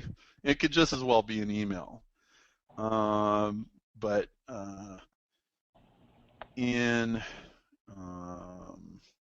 when my kids were how old? When was it you lived in a townhome? Blah blah it was blah. 2 years ago, so they were 2 and 3. 2 and 3. Or 1 to 3. 1 and 3. Something like that. Toddlers, let's just Toddlers, say. yeah. We lived in a townhome right in the city. Right. Okay, every day we would go for a walk on the trails. We wanted to get outdoors. Okay, you never saw the children. Mm-mm. I want to italicize that, but you never saw the children. Let's see, the epidemic of the invisible children. Mm-hmm. Because missing children sounds like, one of those deals. Yeah. An Amber Alert. Great. Right. But you never saw the children. Right. I would talk to my friends who are moms, and they would complain, I did that too. Mm-hmm. Tell me what the show was, and give me a real for instance. Well, PBS Kids, they'd watch pbskids.org, and what were they interested in? Franklin, some of the more mellow ones. But my eldest son was really enthralled with Buzz Lightyear. I mean, he was just Buzz Lightyear crazy. What's his name? Dylan. Good name. Dylan was obsessed with Buzz Lightyear. Mm-hmm. He watched Toy Story how many times? Oh, gosh. 14 20 times? times? I don't know. A lot. Okay. I started to notice that my boys would only play games. By the way, let's just be blatant about this. Part of what's gonna get parents to come and do this is guilt. Good. Okay. So we are just sticking the knife in here, baby. Okay. Right. I started to notice my boys would only play games that they had seen on TV. We moved to South Africa. Then we need a transition here. Well, we didn't move to South Africa. We went on an extended. It was a paid vacation, you could say. It wasn't a vacation. We went there for a job. Leave. A leave, yeah. My husband, is it his job or something like that? Yeah, he went to help market and open a guest house there for my family. Okay, all right. Then something interesting happened. Mm-hmm. And by the way, you'll see this in almost any storytelling email like this is, so you open up, there's this problem, and then the beginning of a solution begins to reveal itself, except that somebody had to be paying attention. Okay. Okay? Uh-huh. So then something very interesting happened. My husband got a special assignment Yeah. in South Africa. Mm-hmm. We went on extended leave and lived in what city was it? It was actually in Pretoria. Okay, The middle. Pretoria. Preporia. Pretoria? Yeah. For 2 months. Okay, actually, the change that's too fast. I got to move that somewhere else. Okay. There, my boys had no TV. Mm-hmm. They began using their imaginations again. They started using natural materials to build forts and castles. Their play was completely self-directed. Mm-hmm. In just 2 months, the change in my boys was profound. Yeah. Okay, then I remembered I used to play that way. I had a great life of imagination and wonder. Did you have a sister? I had much younger brothers, but I was an only child actually for 8 years. But I played alone with fairies. I would make fairy gardens and things like that. Okay, so my sister. I want you to tell me one specific fun thing that you can remember with your sister. Oh, I don't have a sister. I have Oh, brothers. I'm sorry. I got distracted. Sorry. Wait. Who did you have? I'm sorry. I have much younger brothers. Did you have a friend? Sure. Okay, so tell me like one cool special thing that you did with your friend. Okay. We built fairy castles at the base of trees, and we would spend up to 5 hours just making intricate tiny little things for fairies, little tables and chairs and homes for them to sleep on, and just using everything from nature and outdoors, and it was magical. My friend, what's your friend's name? Kim. Kim and I would build fairy castles at the bases of trees, complete with tables, chairs, homes, using everything we could find. Give me like 2 or 3 or 4 materials that. Acorns, bark, cotton, flower petals, pine straw, whatever. Flower petals and what? Pine straw. Pine straw. Yeah. Okay.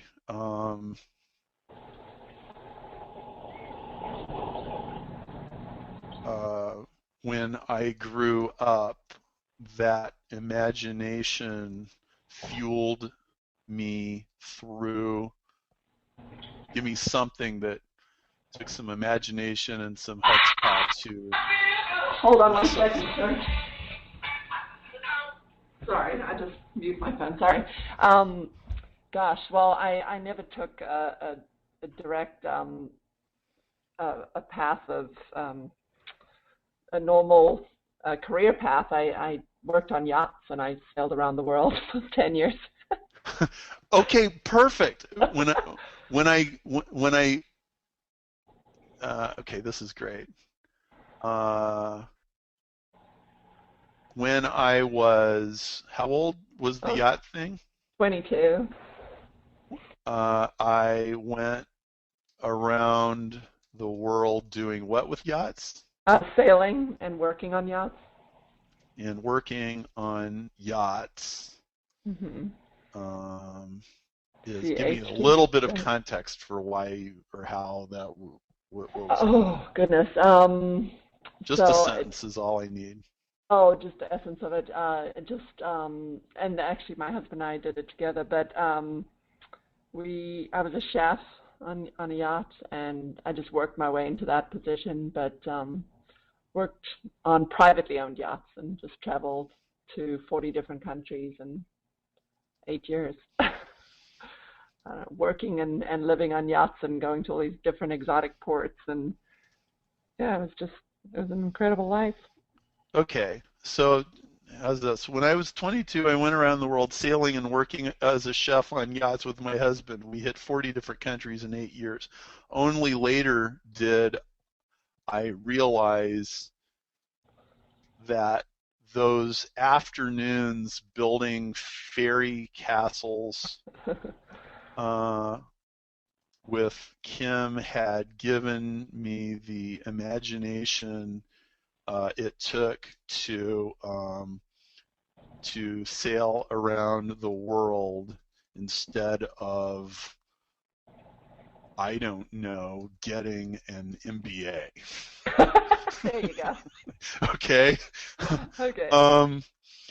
And I was depriving my boys of all those gifts.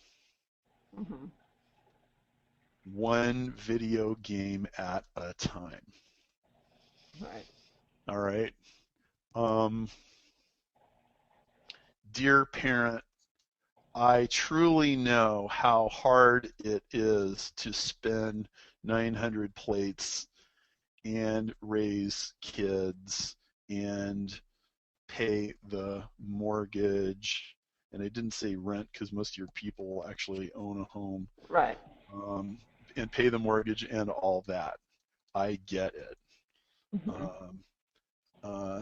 But it's damaging your kids. You can't undo that damage. You can't rewind the hands of time.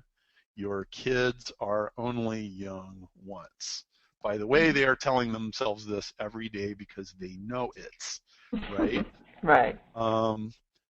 I wanted to find a way out of the mechanized, computerized, artificial world. Right. I wanted to give something back. So I decided to create an event. Mm-hmm. We hold it at our farm once a month. Yeah. The parents from all over the metro drive their kids out into the country, Mm-hmm. and as soon as they cross the threshold of our property, they are in a different world. Right. For 2 hours, for two plus hours, parents play with their kids, petting. Give me like 5 things that.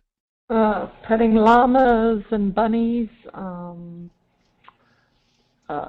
feeding the chickens and the cows, And give going me on one more thing. going on a nature hike through the forest. Does your husband participate in this thing too? Yeah, he does. Okay. And Donald takes the kids on a special what to the what with Well, we've got not with we have a pond, and he could do fishing at the pond or trip to the pond okay, to fish. fishing trip at the pond with the kids while I talk to moms and dads about the challenges um, of growing up natural children in plastic suburbia.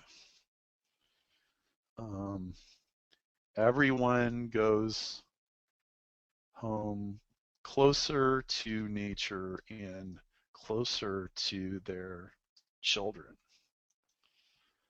Our next, um, what do you call these things?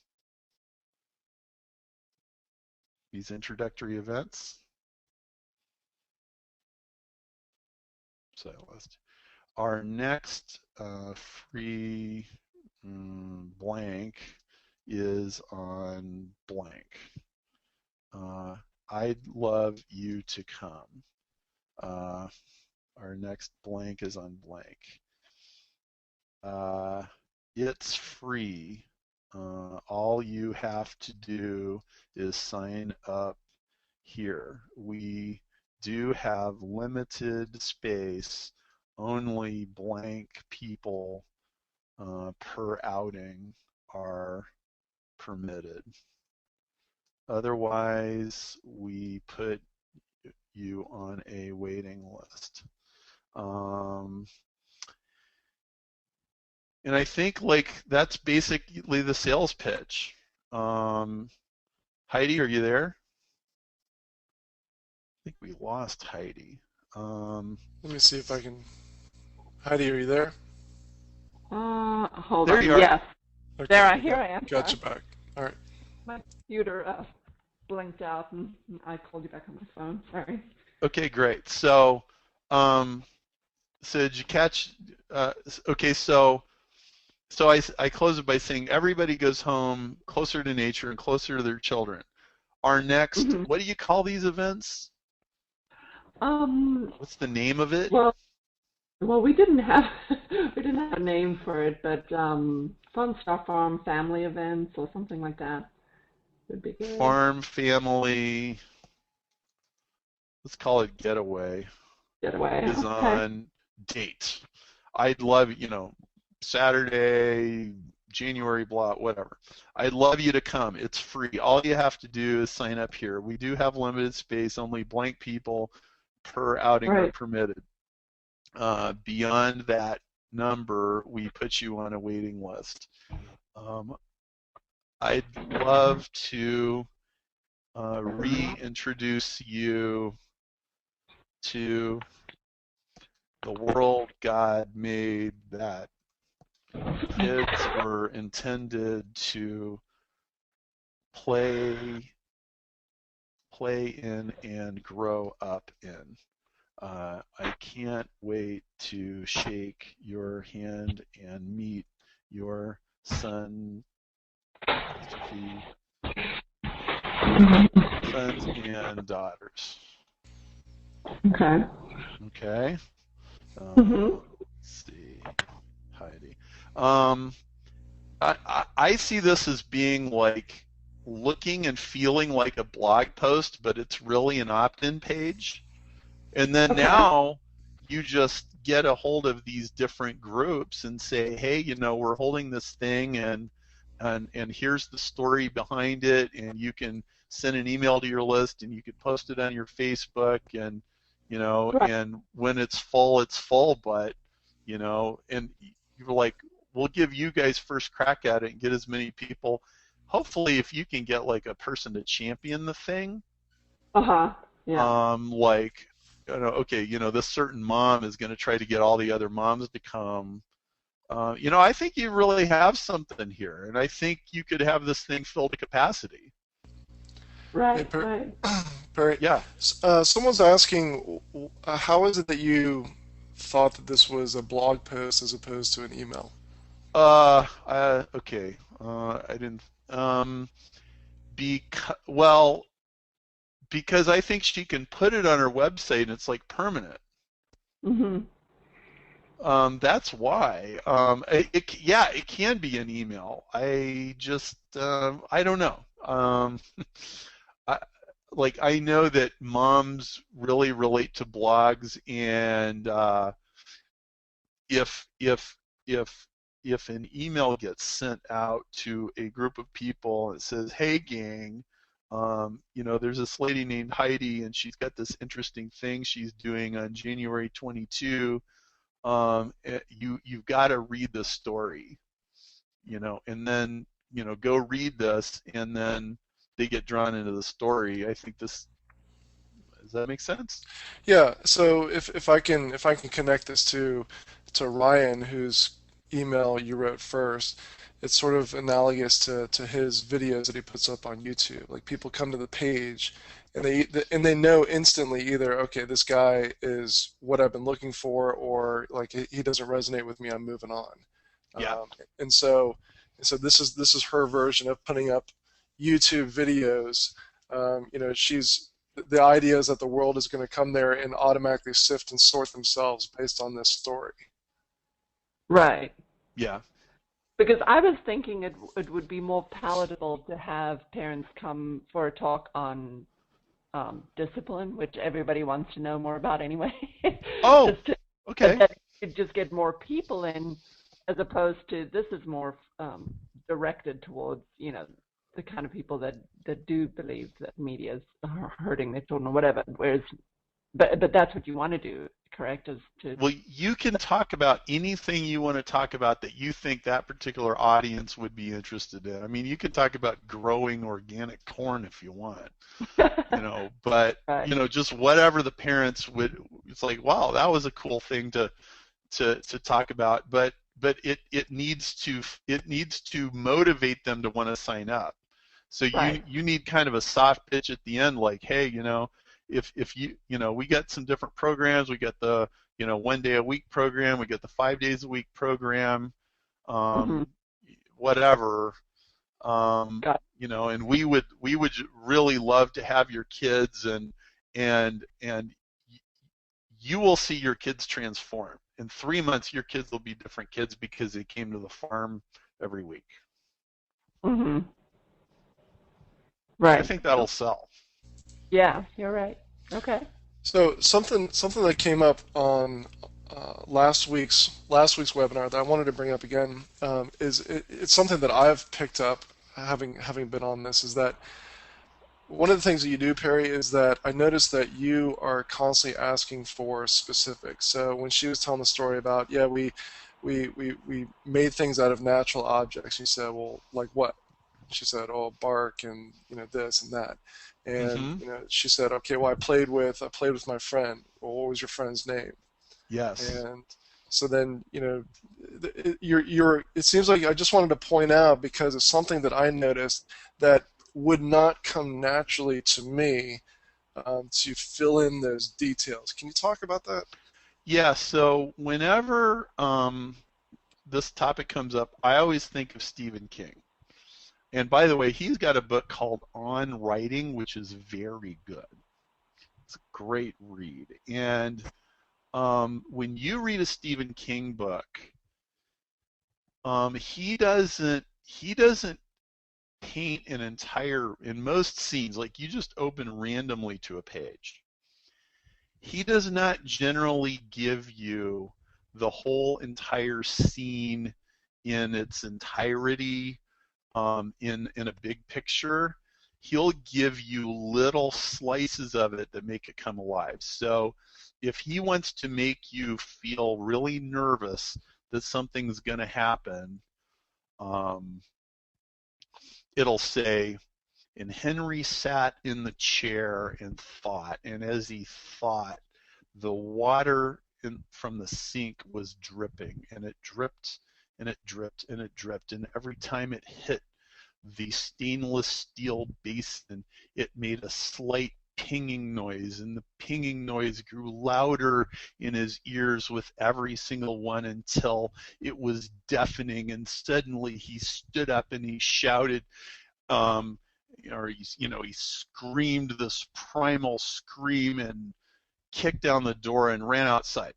Okay, it'll go something like that, and instead of he won't describe the whole room, he won't describe the whole kitchen, he'll narrow down in like one granular detail where you get every, he might even say, there was a little bubble of rust underneath underneath the surface, where the water had dripped for the last 8 years. And he'll just get really granular, and it's that specificity. When you say acorns and little pieces of cotton instead of natural materials, then you get a specific picture that comes into your mind instead of a general concept. And a picture is way, way more powerful than a concept.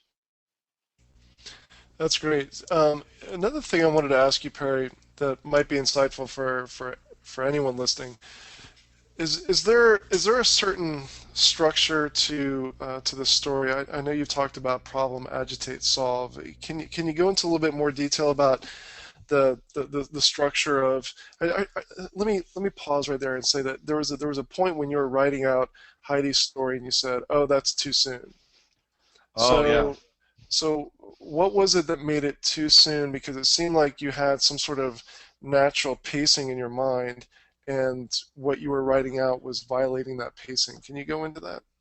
Okay, so let's talk about what the specific was. It was, oh, the change in my boys was profound.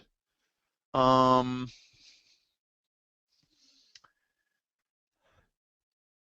yeah, so what we had said was my husband got a special assignment in South Africa. We went on there, my boys, there, the change in my boys was profound. So, um, I guess that's the reason I moved it to the end was, um, okay, if you look at this as a pendulum, okay, so let me actually, so one day it stunned me that there were no children playing outside. Okay, so this is dropping the pendulum from the far point. Okay, and then it swings, and this is right here. Sorry. Pendulum swung all the way across to opposite side. Sorry. Okay. So I want you to see the rhythm of what's going on here. So one day it stunned me that there were no children playing outside. So it's like we've started the story and it's like we pushed the pendulum from dead center. One of my kids, and so we're starting the story, and now one day it stunned me there was no children playing outside. So you're going for a walk and everything's fine and there's no problem, but then all of a sudden there's an inflection point, and guess what? There's this problem. And then we start to describe the problem. The pendulum is now swinging faster and faster and faster, but you never saw the children. That's the bottom of the swing. I would talk to my friends and they would complain and I did this too. I started, actually, I want to say this whole section I'm reading is kind of the full swing across, okay? And then something very interesting happened. My husband got a special assignment in South Africa. We went on a extended leave in Pretoria. There, my boys had no TV. So now the pendulum is slowing down. Well, okay. Would you? It seems to me that that sentence, then something very interesting happened. Is actually the far side, and then it swings back. Am I wrong in thinking that? Well, okay, sorry these analogies are kind of goofy. Actually, I would say that then something very interesting happened is probably, that's probably actually the middle. I mean, oh, geez, this is like getting hairy. It's an important transition though. And I guess what's important to say is that um, what happened was not abrupt, so I don't describe it as abrupt. What happened was her boys got transformed by being in this different environment, and over a period of time, she started to see the difference. Now, it's actually not mandatory that we put that that comment about, in 2 months the change in my voice was profound, but for me it just seemed more natural to put that conclusion after I'd explained why. Like, nobody's going to have any trouble believing that that was profound.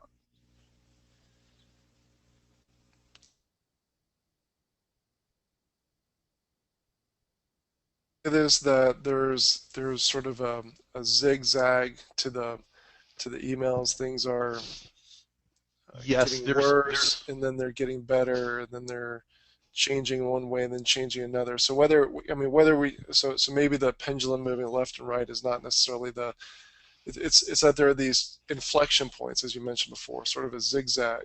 Well, yeah, there is a zigzag, yes. There's a flow to it. Actually, okay, so this is important because, okay, in nature, nothing really goes in straight lines, like rivers, for example. Actually, there was a seminar early this year. I actually brought this book and explained to people. I was talking about copywriting, and a river never runs in a straight line. It always meanders, okay? And it's because in real life there's this natural rhythm to everything. And if you follow the natural rhythm when you tell stories, then it feels real and it's persuasive. What amateur copywriters do is they try to go in straight lines.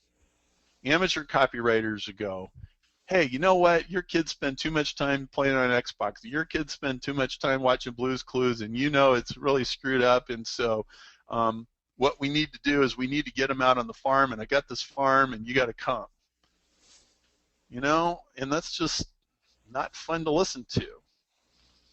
But when she tells a story, it's got this meandering, a river. It curves to the left, and then it curves to the right, and it curves to the left. Because that's how life is. Does that help?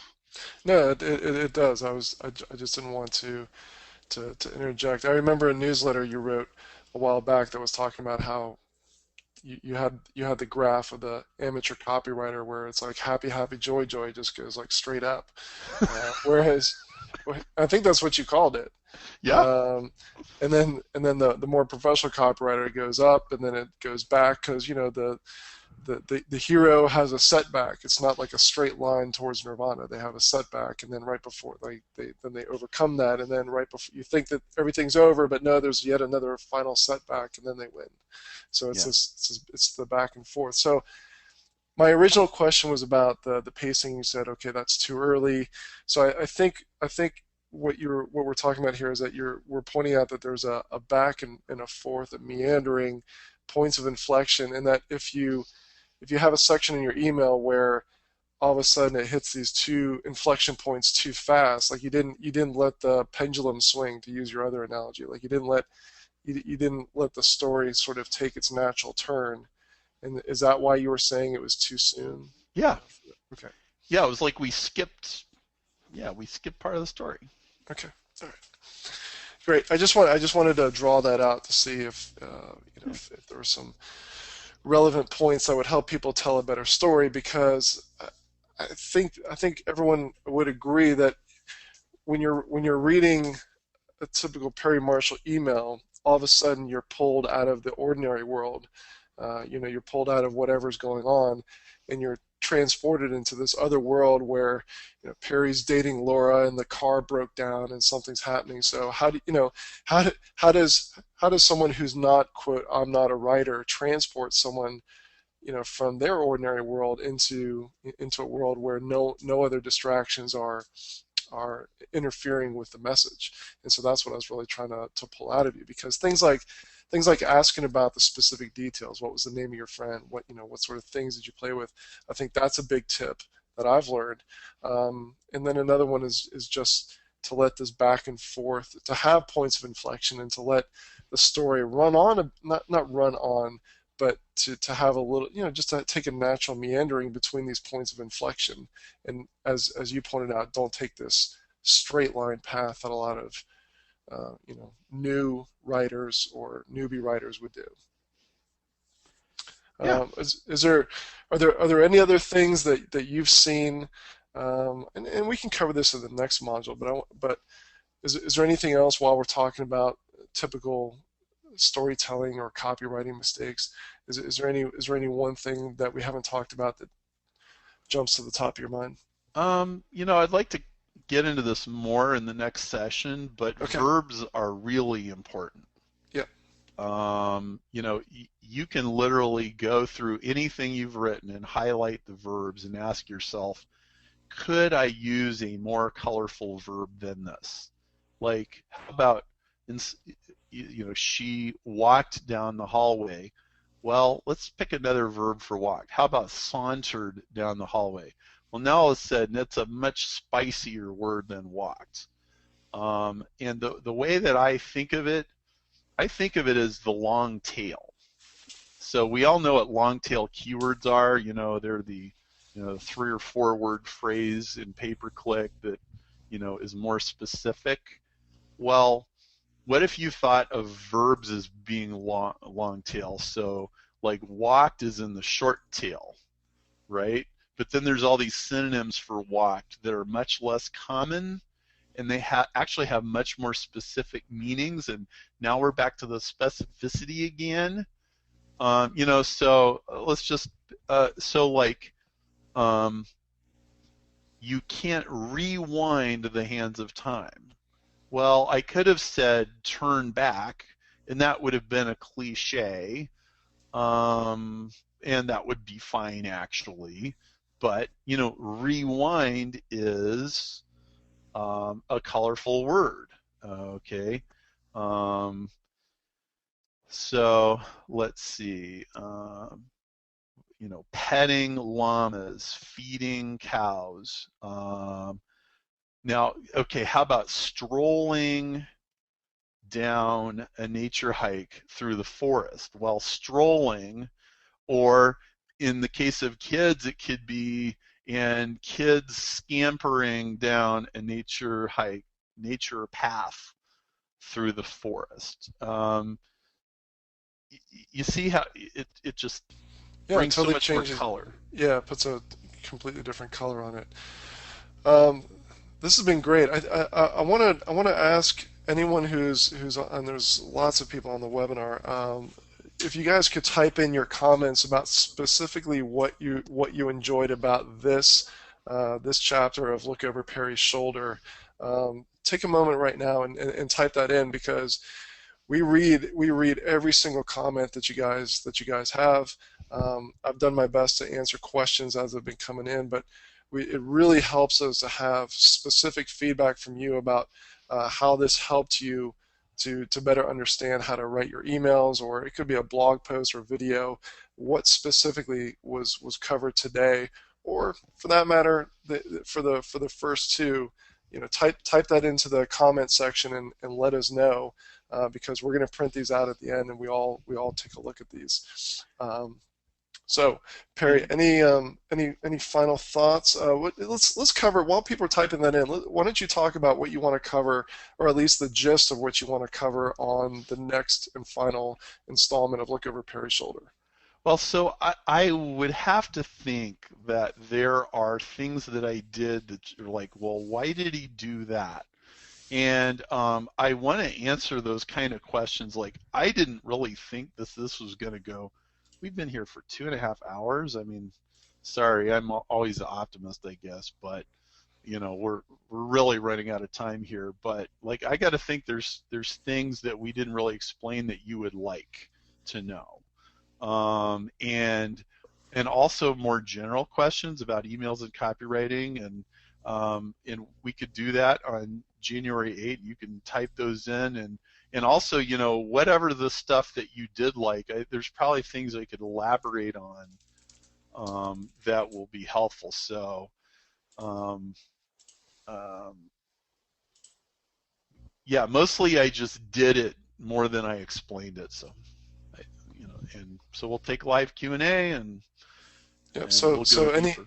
So any questions that we just didn't get to cover in depth, or even though I tried to answer questions as they're coming in, if you wanted to hear Perry's direct question or answer to that, the third and final installment of Look Over Perry's Shoulder is going to be your opportunity for you to ask Perry that question, ask him whatever writing question or email question, storytelling question that you have, and Perry will go over it. I imagine there's going to be a concept or two that he's going to really drill deep on, but really the primary thing is to focus in on the questions that you have, because this is your opportunity to ask, why did you do this? Why did you do that? Or you brought up this concept and I just want a little bit more clarification. So that's what we're going to cover in the third and final installment. I want to let everyone know, just a quick housekeeping note, some of you are asking where is this going to be. What we're going to do, it should be in the next, I'll call it 48 hours. We'll have a video that's available when we send out an email, and that will be made available in the members area. Along with the copy that I just wrote. Yep, along with exactly the as the files are.